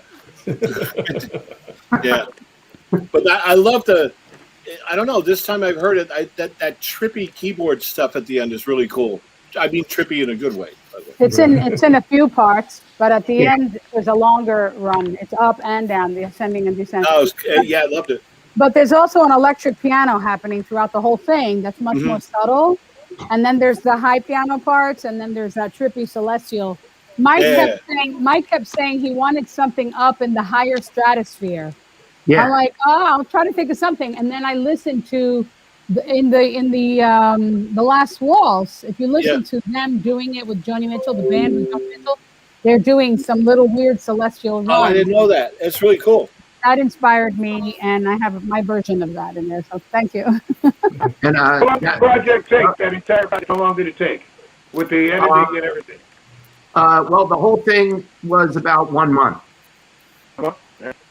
Yeah. Very good. Very, very good. We do have to give props to our captain Mike on this, because to get an audio part and a video part for all of us, all this thing, and sync it up and make us. Ed does the same thing.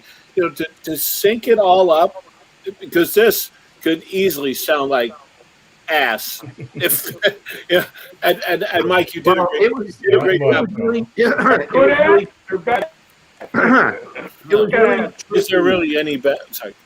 It was tricky because when you get all these tracks, like for instance the fiddle player, I called him up and I said, I think it would sound really cool to have a fiddle on this. And he just came back. He listened to it for like 4 days, and he came back and sent me his track. And he played like some really beautiful stuff, but he played like nonstop throughout the whole track. And when if I just took all, and there were other people that did the same thing. So if I just took all those tracks and just played them, it all just sounded like a big mess. So I had to figure out like how to lower him in very specific spots. Like, and you can hardly even really notice it when you're listening to the finished track because it just sounds normal.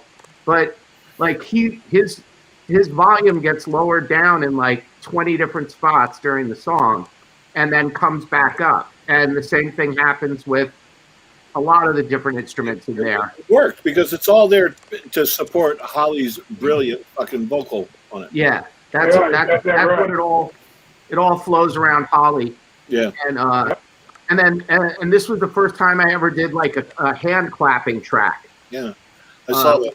Which was kind of fun. I love that. And I like, wondered, clap.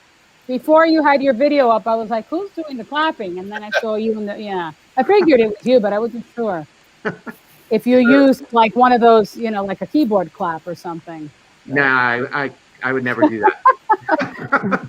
Well, no, but saw a a piano thing with player the can producers do it. could have a human clap. Yeah. It's an actual real clap track. So anyway, that's it was great. I had a great time with this one. You did great. So thanks. Very cool. Randy, you killed it on the bass. Really great job on the bass. Thank you, Ed. I appreciate you saying that, man. That means a lot from you. Seriously. Carl was amazing on the acoustic guitar. Carl, and let's not forget Winston. Winston created a whole recorder part. Like he created that. He for just his wrote silver for his solid silver recorder. Yeah, he just wrote that in. That was pretty cool. You came when I joined at the very end when all these parts were in, and when I heard it, and Mike said, "Are you interested in doing something on this?" And I heard it, and I was like, "Wow, that is so beautiful." I don't think you need anything else, but I could have fun with this and come up with something. And we talked about that, but what you guys had already was amazing. It was yeah, beautiful. but no, I had a vision in my head that we needed keyboards on this. And it couldn't be finished without your keyboards. Well, thank you. I was surprised that you needed that because it sounded perfect. But anyway, thanks for including me, guys. Absolutely. Yeah. Proud to be part of it. If that's possible, I tell the truth. If that's possible. Very phenomenal. smooth. So I'm going to play a video because I see 4 people on the screen that are in a video, and we definitely have one coming from Tommy and Dennis. I'm going to do that next, but we got a video that was produced by Frank Tosto with Pete Rondom playing the guitar and Mike on the drum set and Heidi singing, and I played some keys on that, and I'm going to play that one. That's The Core by Eric Clapton. All right. Excellent. Here it is.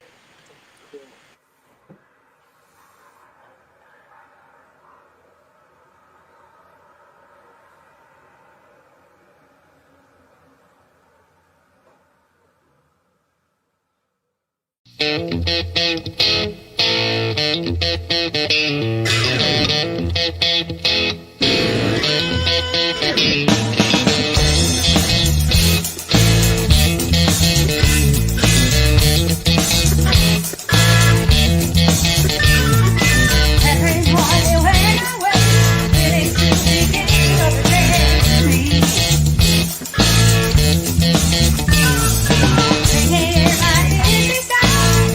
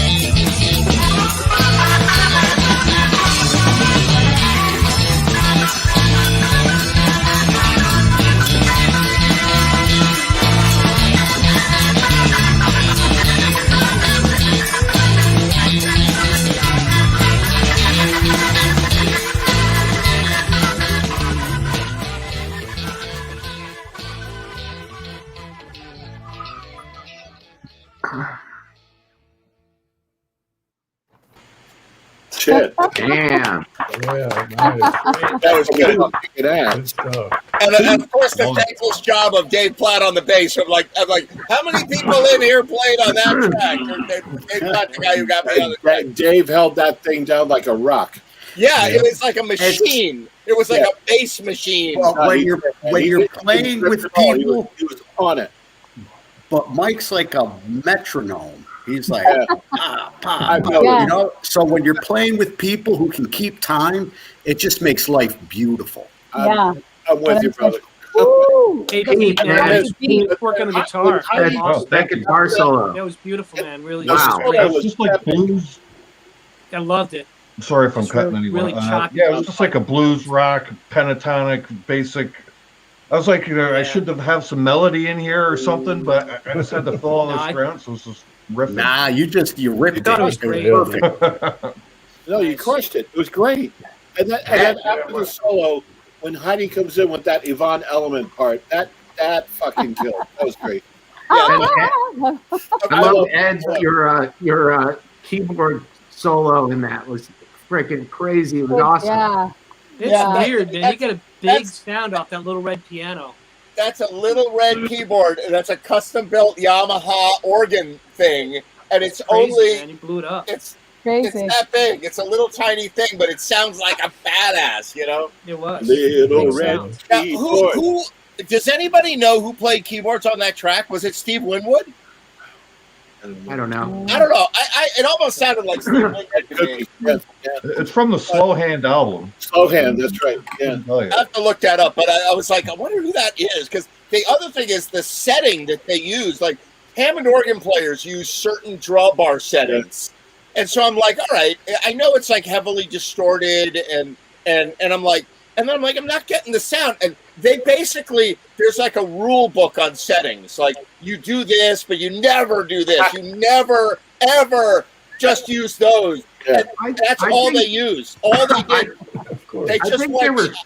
No, Kind it's, of phase shifting. I think there were 2 keyboard tracks on that because when I listen to it on my headphones, like on the original, it sounds like there's a Hammond, but then there's like something else in there that like is more like a synthesizer or something. It's like almost like a Moog. No, it's a distorted Hammond. It's one track. Oh And wow! It's just that when they saturate it, what they did was so distortion, as guitar players know, if you play a C and a G, like a fifth, and your distortion will be like, yeah, okay, that's pretty cool. But if you play something that's a little bit like dissonant, it goes crazy. And that's what you hear it on the original recording. There's one part when the band drops out, you know, and it's down in it, just the guitar, and you hear that organ coming like, it does that one step down dissonant note, and it sounds like a fuzz guitar, but it's not. And so what they did was Hammond organ puts out natural harmonics, but it also puts out some of the drawbars are like weird intervals, like a third. So you're playing in a minor, but it's playing a third in a perfect third, and so they pushed all those up and then turned the distortion to max, and that's what it does. It gives you that when you hit certain notes, they just dissonate and the distortion goes loads up. And it took me a long time to figure out what they were doing there, but then I finally got, I'm like, they couldn't possibly have pushed these all the way up, and that's exactly what it was. So, all right. So the keyboard player is a guy named Dick Sims, and in the Wikipedia, his name doesn't even have a hyperlink. So it was some guy named Dick Sims. Dick Sims. Wow. There you go. So many jokes, too little time. Oh wait, so what was up with Winston? I think Winston was playing a joke on all of us. Billy. How so? I like that mask he had on. What is that? At first I thought it was like an anonymous, like Frank put it in. That's what I thought. I'll tell you what it is. Remember when he was on the show last time? He said he was tired. He's asleep. No one knows, but he's still playing.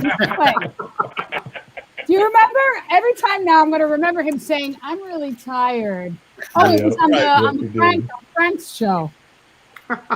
Remember on Frank? on Frank's show. They played the core, and then right after the core, he said, "I'm sorry, but I'm falling asleep." And then Frank laughed, and he said, "Oh, I'm okay. I'm putting you to sleep or whatever." And he left, and he's like half asleep on the seat. So I'm thinking he takes naps while he's still playing. While he's playing, yeah. He looked like the man from space. Like he It was pretty cool. That was pretty rocking. Besides Heidi's dancing, that was my favorite part of the whole video. With his glasses. I am that player. Yeah, exactly. It was like very Devo, you know? Yeah.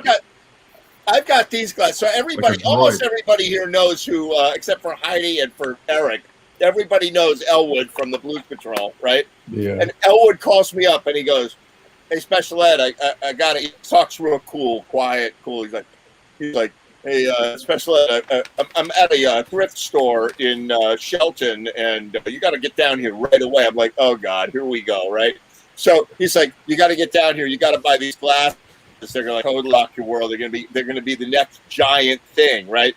So I went down to Shelton and I bought these glasses at the thrift store, right? And here they are, right? And they're pretty cool. They're pretty cool, but whip. They've got a laser cut aluminum that says funk on it. Oh, nice. Bootsy And glasses. open one at a time, right? It's so sweet. Wow. And I've had these for years, and like I can't throw them out because they're just too awesome. No. I don't ever wear them, you know. You should wear them while you're playing. They're cool, right? They got like Once in a while. they got You can springs. take a nap also. They Yeah, got those are springs. amazing. They're amazing. These are like a Yeah. laser cut aluminum time for funk with a clock, you know. It's so Mad cool. scientist. So anyway, I keep them. It's my Yeah. funk heirloom. Every right. time you introduce a funk song, Ed, whenever you do any LMP funk songs, you could put them on the screen. That's when cool. you're I keep them right on the shelf, right out of reach here. So But you got to zoom in. Beware, you got to bid on them. You got to catch them, you know? exactly. All right, so I'm going to play another video now. This one's with Tommy and Dennis, and Well, kinda. And Dave, I think. Dave Platt's on this one too. Yeah, so just a little background. I was sick a couple weeks ago when we were recording this. Ear infection, not COVID. I did go get a test because everybody's freaking out. And so I asked Dave to sit in on it. So we have a special guest bass. Cool. A Very little cool. Duran. Exactly, and it fits perfectly with Coyote. It It's goes like with the animal theme for the night. exactly. All right. Yeah, no, I was about to hit Coyote. All right, here we go. Check it out.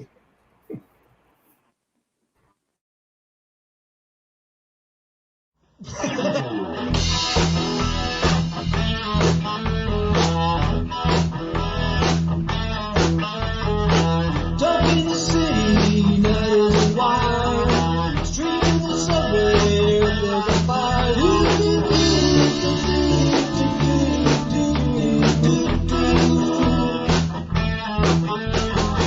Woman, you want me, give me a sign. Then catch my breathing, even close your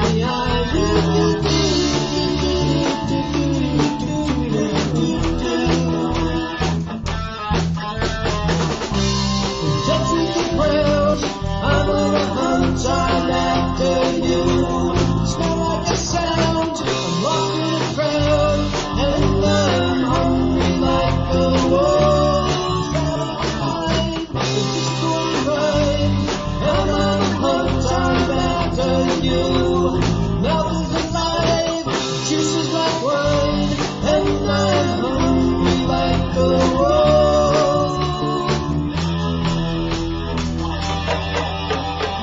Stuck in the forest, too big to hide. I'll be a bunny by the moonlight side.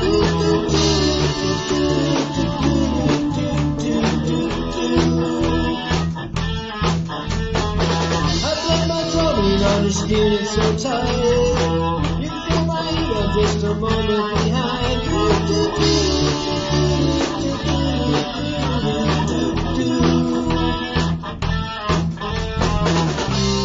Touch with the ground, I'm on a hunt, I'm after you.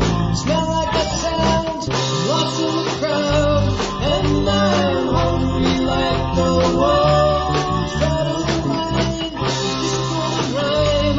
I'm on the hunt, I'm after you.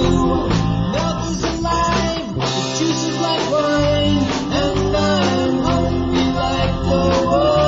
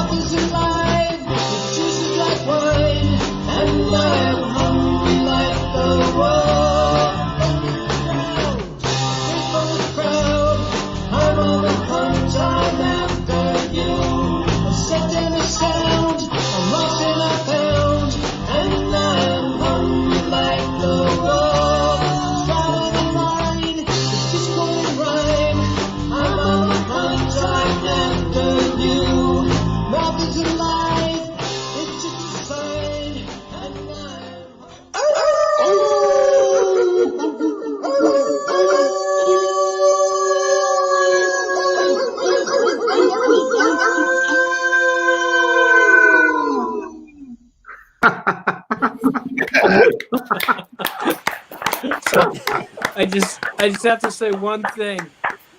At the end of my track, I always horse around and stuff. Got to be careful because Dennis used it. I started howling and stuff. So then he took my howling and then he phase shifted to 5 different parts, and that's all me. I was like, oh, I got to be really careful. It was like, Nice. nuts. That was great. Well, that was fun for me. So thanks for having me.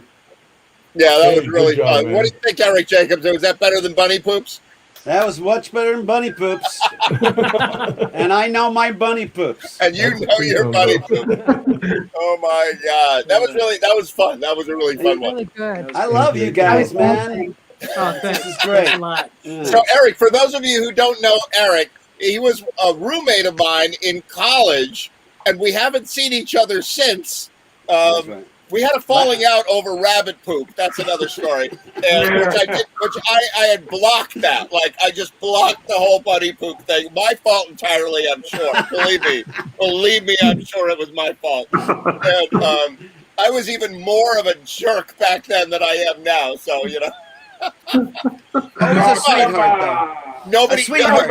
silence, you know. So Eric's in Japan. He wanted to get so far away from me that he moved to Tokyo, basically for the And you rest of still his life. hunted him down. Exactly. Yeah. You're like, what about Bob? You can't get you can't get rid of him. I had to find him, track him down. Yeah. So, Eric, man, what time is it for you? Like 10 o'clock in the morning? It's now 1 in the afternoon. Oh, Yeah. wow. Okay. Oh, Gotcha. sociable. Yeah, well, I'm doing tea today. Last week, I was the first time I saw Ed and talked to him for like 5 million years. But I did join you guys with beers last week. I remember But that. that started off like At 10 in the morning. Yeah, I happened to have 3 online kind of get-togethers in 4 days for the first time in months and months, and all of them involved drinking during the day. So I have to avoid. I got to get back to 5 o'clock beers. And what was the problem? Yeah. Yeah, well, there's many ways to look at that. Yeah. Hey guys, I gotta split, man. I gotta get off. Bye, Mike. Good to see you, Mike. Great job. Yeah, you're Bye, brilliant, Mikey. man. Good seeing you, Yeah. Mikey. Nice. Take care. Fantastic. I'd like to say, if I can say, it was nice to hear Randy actually play the bass. I don't know if on the Joni Mitchell song. Thank you. Pretty fucking great, man. Thank you, man. Really great. Yeah, agreed. Better than the telephone, right? Yeah, except Yeah. Randy, are you going to play some telephone for us right now, Randy? I did actually research. Mike just left. I did research Funky Town, but we'll save that for another time. He may be watching. He's still sort of loitering. Right. We'll He let may him be win. Are you going to say that? Come on, do Funky Town for us. Come on. I gotta tune my instrument now. You have to wrap Tune it. up still. I did figure it out. Yeah, you have to tune the phone to like 1019 hertz and 643 hertz. Because it's like 5 tones at once, and yeah. Good stuff. Yeah. So, Eric, are you going to play something for us? I'd love to if you would listen. Oh yeah, we'd love it. Well, let me see. I think I'd like to play maybe one of my newest songs, which is still now maybe 5 or 6 months old. Newest grown-up songs.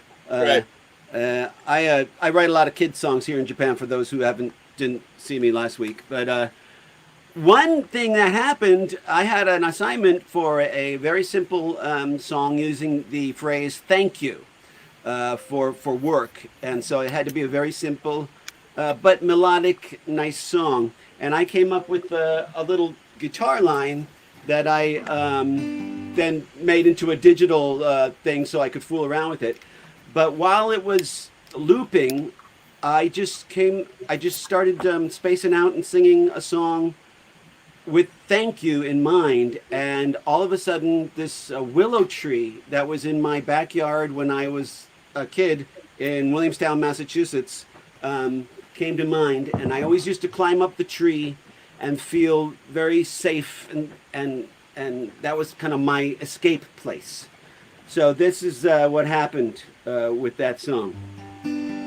I'm using a different computer this week. I'm just wondering if you can hear me okay. Everything okay? Okay. You sound good. Yep. Okay, let me try it.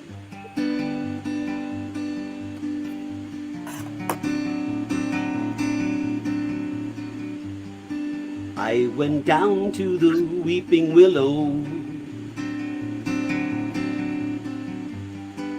I said thank you for being mine.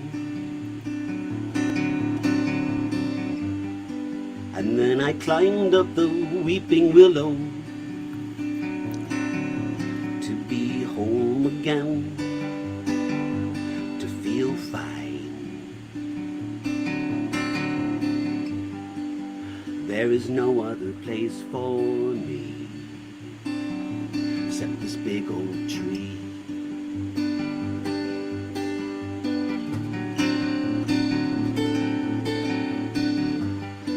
And when I climbed up the weeping willow, I said something about the time, how it feels to be now forever when I'm here with you in the sky. But someday we both will die, and the wind blows rock and roll, and you move me, move my soul, and you are not afraid, neither am I. I can see everything from here, and it looks just fine.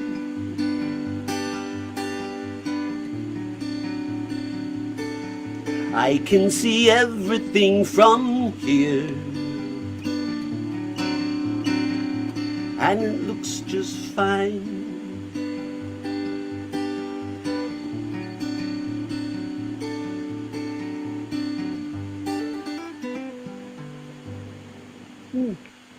Wow, Love that was that. intense and beautiful. That was nice. tasty. That was Thank great. you. Thanks. Wow. Yeah, I kind of like that one. It's, That was very nice. Thank you. I enjoyed that. Yeah, so. Yeah, I used to find a lot of solitude. I was a tree climber when I was a kid. And I knew the trees. Like I could get from one end of our property to the other end without not ever touching the ground. You know, it's true. Yeah, it's really true. Yeah. And willow trees, we had the really big, huge ones, and they had to cut them down, trim them, because we had a local airport near us, and they didn't want the trees to get too tall or else there'd be trouble. But I get way up there, and I remember one time my parents came out, and my mom goes, oh Eric, I don't know if you should be up that far. And my dad goes, let him climb. Let him climb. Yeah. Good man. Yeah. So that was cool. He's the one that held the insurance policy, right? Yeah. Yeah. If my parents ever saw what I used to do, I mean, I'm thinking about the trees, and I remember the path through the different trees. We had these giant hedges, and you could go through them. And I was 8 years old. You know, we moved to Europe when I was 9 or 10, and so I was 8, and I remember right now. I'm like, okay, you go up the stone wall, you got to step on that little twig, and then you got to go up, and then you're on the tree, and then you go jump over. And to get out, you would literally just throw yourself at the hedge and scratch your way down to the bottom. You know, all scraped up and scratched up. You know, but that was the way. Independence. You guys can come up with these subjects tonight that have wild stories. Wow. Billy Foster sitting in a tree. Most people know about it, but there was one tree in our yard that I could actually climb because it had so many branches, they were like 2 inches apart. So what I loved about it was when you didn't have to get that high, get about 20, 25 feet up and be silent, and people would walk by, they wouldn't know you were up there. There was something cool about that feeling. And if you waited up there long enough, like a deer or a squirrel, at least in the sticks, would come by and wouldn't know you were up there. It was a really cool feeling. Yeah, except you do that as an adult and they call the cops, you know? Oh, that's a problem. Yeah. You look at a window, that's a different thing. Telephoto lens. It's like there's a man in the tree. Right. Mommy, there's a man in the tree. All right, here you go. Here you go. Doing the budget, right? Every nationality you can think of, Italian, German, you name it, we're all doing great. So, Mr. Morrell, who worked for a tree service, had his own tree service, gave away, he got brand new belts and all brand new stuff, and he gave us kids his extra stuff. So, with our mind, we thought this would be a very cool thing to do. Yeah, I swear to God, we did this. This would be a cool thing to do. We go out, and one day we pick a tree, and we're talking a big tree. Then we'd have the person that climbed the tree and find a portion of the tree branches, let out so much that they'd be a buffer.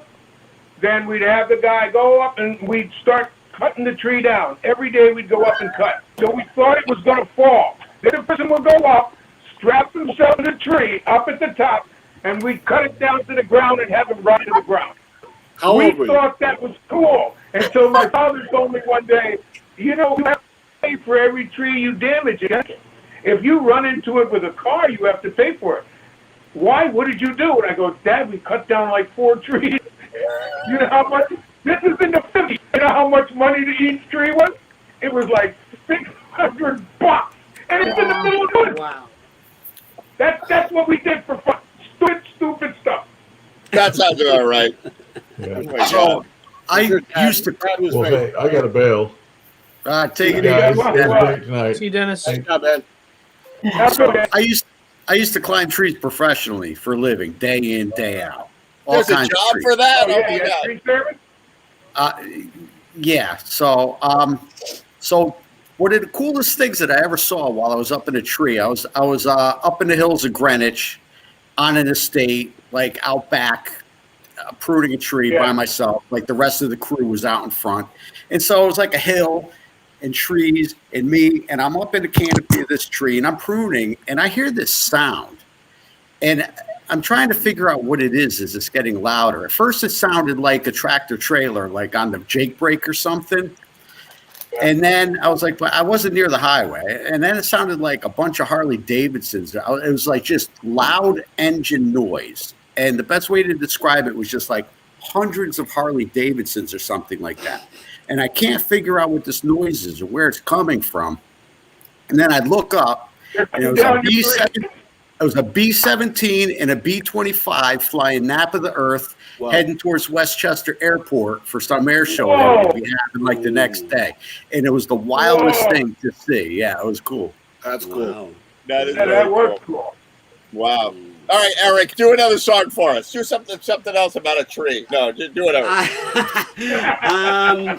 I'm not sure if I got a tree, but just to mix things up, I'll play one of my older songs and a more rock and roll-y thing that I actually wrote probably when I was a senior in college for a philosophy class, which I was at that time just trying to do, just having fun with everything. And I made a kind of a play with various animals representing the various philosophers.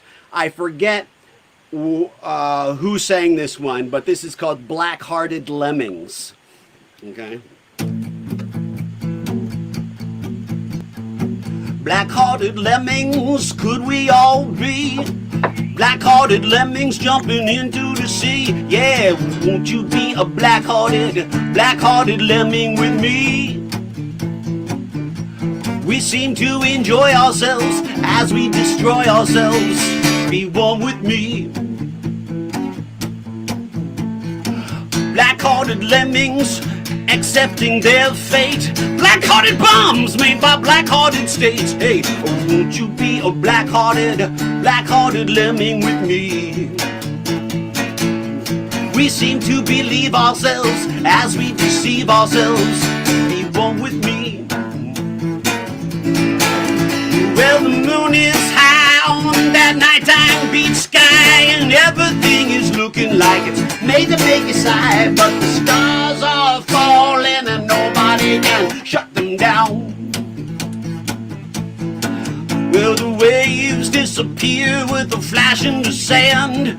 Bloody yellow memories close at hand. Hey, won't you be a black-hearted lemming with me? We seem to enjoy ourselves as we destroy ourselves. Be one with me. Yeah, look at those black-hearted lemmings going out for a swim.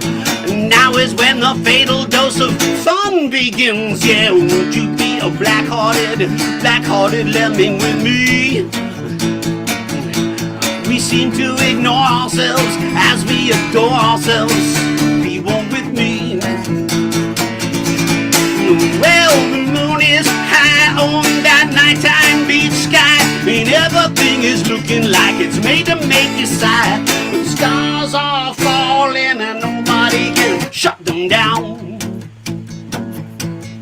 Shut them down. Shut them down. Shut them down. Ah, shut them down.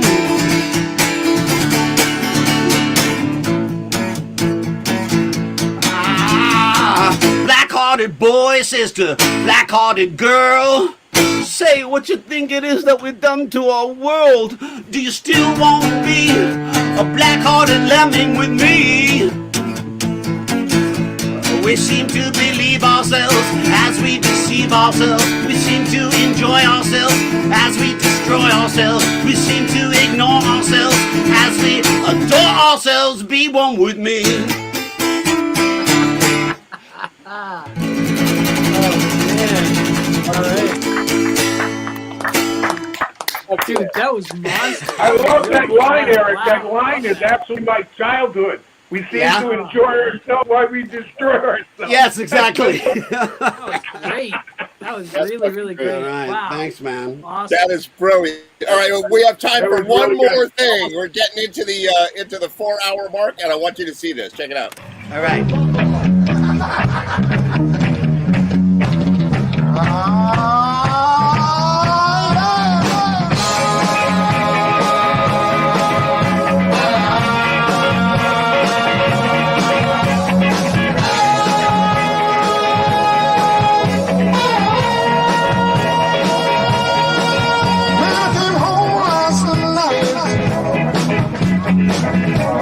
You wouldn't make love to me.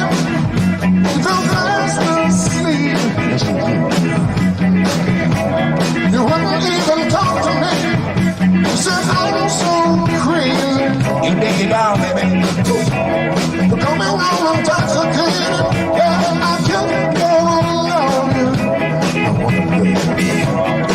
that's why I'm so elated. Come on, give it to me, baby. Give it to me, baby. I'll bet you. Girl, I'll make you out to your heart. Give it to me, baby. Whoa. Won't you give it to me, baby? Give it to me, baby. I'll bet you.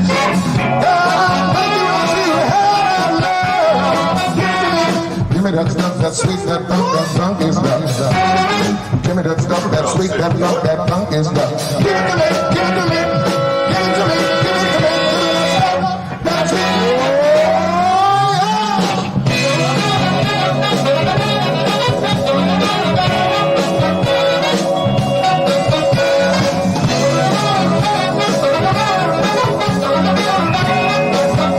This one's for Frank. When I was high up the sky, I was not just dancing. He said, let's go home. Come on, baby, let's go home. Get in the car. That's the time I stopped romancing the girl. Come and I squeeze you. When your body keeps on moving, I said, just wanna love you. I swear I do. That's the time I start to groove. Come on, give it to me, baby.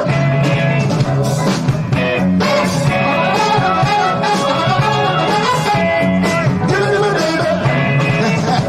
I'll bet you. Girl, I'll make you out to your head. Give it to me, baby.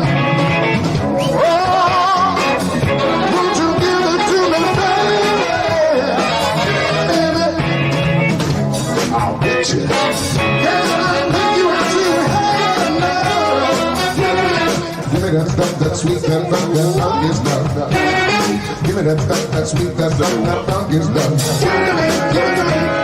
Give it to me, give it to me, give me that stuff. That's it. Oh, that's the way now.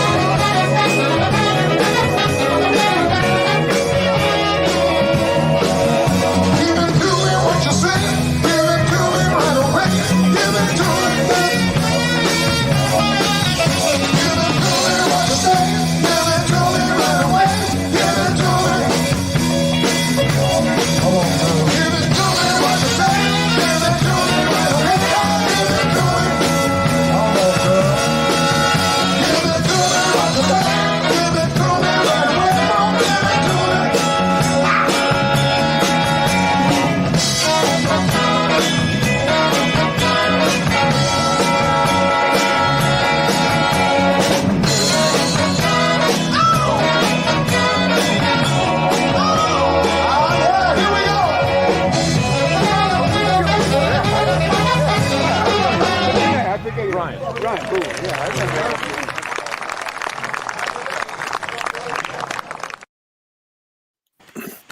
Yeah, baby. Damn. Yeah, baby.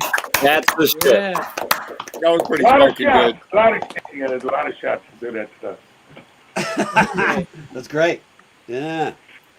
Yeah, that was good stuff. I can't wait to get back into that, Billy. My God. Maybe Oh, this summer. geez. Maybe there'll be some outdoor shows this summer. I'm telling you, everybody, as soon as something opens up, let's just jump on it. Do it. Totally. It's gonna. Yeah, that's the Yeah, truth. right. Boy, I can't wait to play, but I don't know if it's going to be all fixed this summer, but I think people are going to be a little braver, maybe do socially distant concerts and things like that. This summer was too, Yeah. in the time you planned out where you were going to play in the summer, everybody's like, oh, there is no summer, but this summer they're going to be like, all right, look, let's get some of the band shells, the town program to probably get going a little bit, hopefully. Yeah, but think about it. Toward the end of the summer, you're going to have, the social distancing is going to turn into the vaccine section as opposed to the non-vaccine section. That's exactly true, where we're but I gonna think end up, you know? I also think people are tired of being locked down, man. I mean, people were locked down for so long, they're going stir crazy. At the point now where it's like, I've been doing all the right things. I just want to get out there, Oh, yeah, that's it. That's it. Which is not going to be good because everybody's going to be a little over the top once we get back out there. Yeah, that's right. Although I heard some news today, it's really interesting. I posted it on Facebook today, and I was like, the CDC said, oh, by the way, if you get the shot, you don't need to quarantine anymore. I'm like, what? I thought you could still get sick and you could still give people the. And apparently not. Apparently they've done some studies now, and they're determining if you take the vaccine that you in fact don't shed virus as much. So, that could be a really, really good sign. That's called new data, and if new data supports that, that's good. I haven't heard that regarding shedding. Interesting. Yeah, right, exactly. So, apparently the Israelis did a study, and I trust the Israelis. They're a bunch of badasses. And, how they got theirs out there? As much trouble as we had, and all the states, everyone doing stuff different. Put the army out, they made the lines, and they watched the people right through. They got half the country done in the time we were yelling at each other. They got half the country done. No, Billy, I think you're right. I think they had the most efficient rollout of any country on the planet. Right. Yeah, they just made the lines and did it. They didn't try to use establishments or go by down rules. They just did it. Right. Well, it's funny, and most people don't think about this. I worked in Israel for 2 years. I worked on an aviation program there, and I lived there. And you get to know their mindset, and they're very different because they're in a constant state of war, not readiness, in actual declared war, constant state.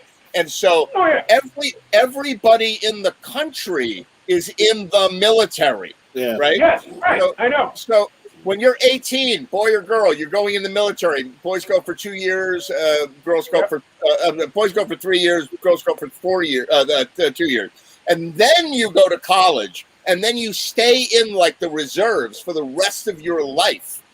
And so, if your boss or the government says, "Soldier, this is what you're doing. You're going to wear a mask," and they go, "Yes, sir." They do it. You mean like they cooperate and compromise with each other? In America, they're like, You "You don't know anything can't about oppress me. Don't tell me what to do. I don't want to do nothing."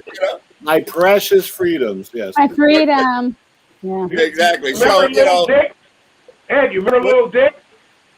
Do I remember Little Dicks? What did you say? I remember Little Dicks. In Portchester, the bar. Come on, give me a break. Would I say something? That was before my time. That You're was on your before own, my time. son. Well, Little Dick was a bar, and I played there a lot, and I bounced. I worked at the door, and I worked with this other guy, and he was from Israel. And actually, when the Palestinians came back over the border once they secured the land, they sent him back. He had to go to war. He left. He had to go. Yeah. Yep. That's right. They don't screw around. I think hey, that service Billy. at that age builds your discipline. Billy, We're surrounded by that many enemies. You can't afford to screw around. You have to maintain constantly. They're surrounded by enemies. They have to. That's right. That's Well, right. The mindset in that country is survival at all costs, period. Right. And- Of course. But going back to a conversation we had probably half the episodes ago, we were talking about the bouncers that used to work at some of those bars on Washington Street, and I couldn't remember the guy's name. His name was Henny. Was he from Afghanistan? He was a bouncer, At Amberjacks? bodybuilding guy. His name was Henny. You were talking about hanging out with them, Billy. At Amberjacks? Yeah. Yeah. I know who you're talking about. Yeah, Henny, yeah. Yeah. Yeah, he's he's from Afghanistan. Nice guy. What big guy? Anton, not Anton. What was his name? He, can't remember his name. James He did, Trusty. Anybody know James Trusty? He looks like Mr. T. He had a Mr. T thing and all the gold chains. Oh, I know who you're talking about. I didn't know him, but I know who you're talking about, yeah. Yeah, he's a great guy, too. Great guy. All right, everybody, listen. All the bouncers I work with were fighting people. Oh, yeah. The majority of them were either just very big, because, fighting is knowledge. And they were just either really big, or they were so very intelligent that they could talk people out and destroy them. Those were my favorite bouncers. They hardly ever used anything physical. They would come up with something and get into a conversation, end the whole thing, to people their separate ways.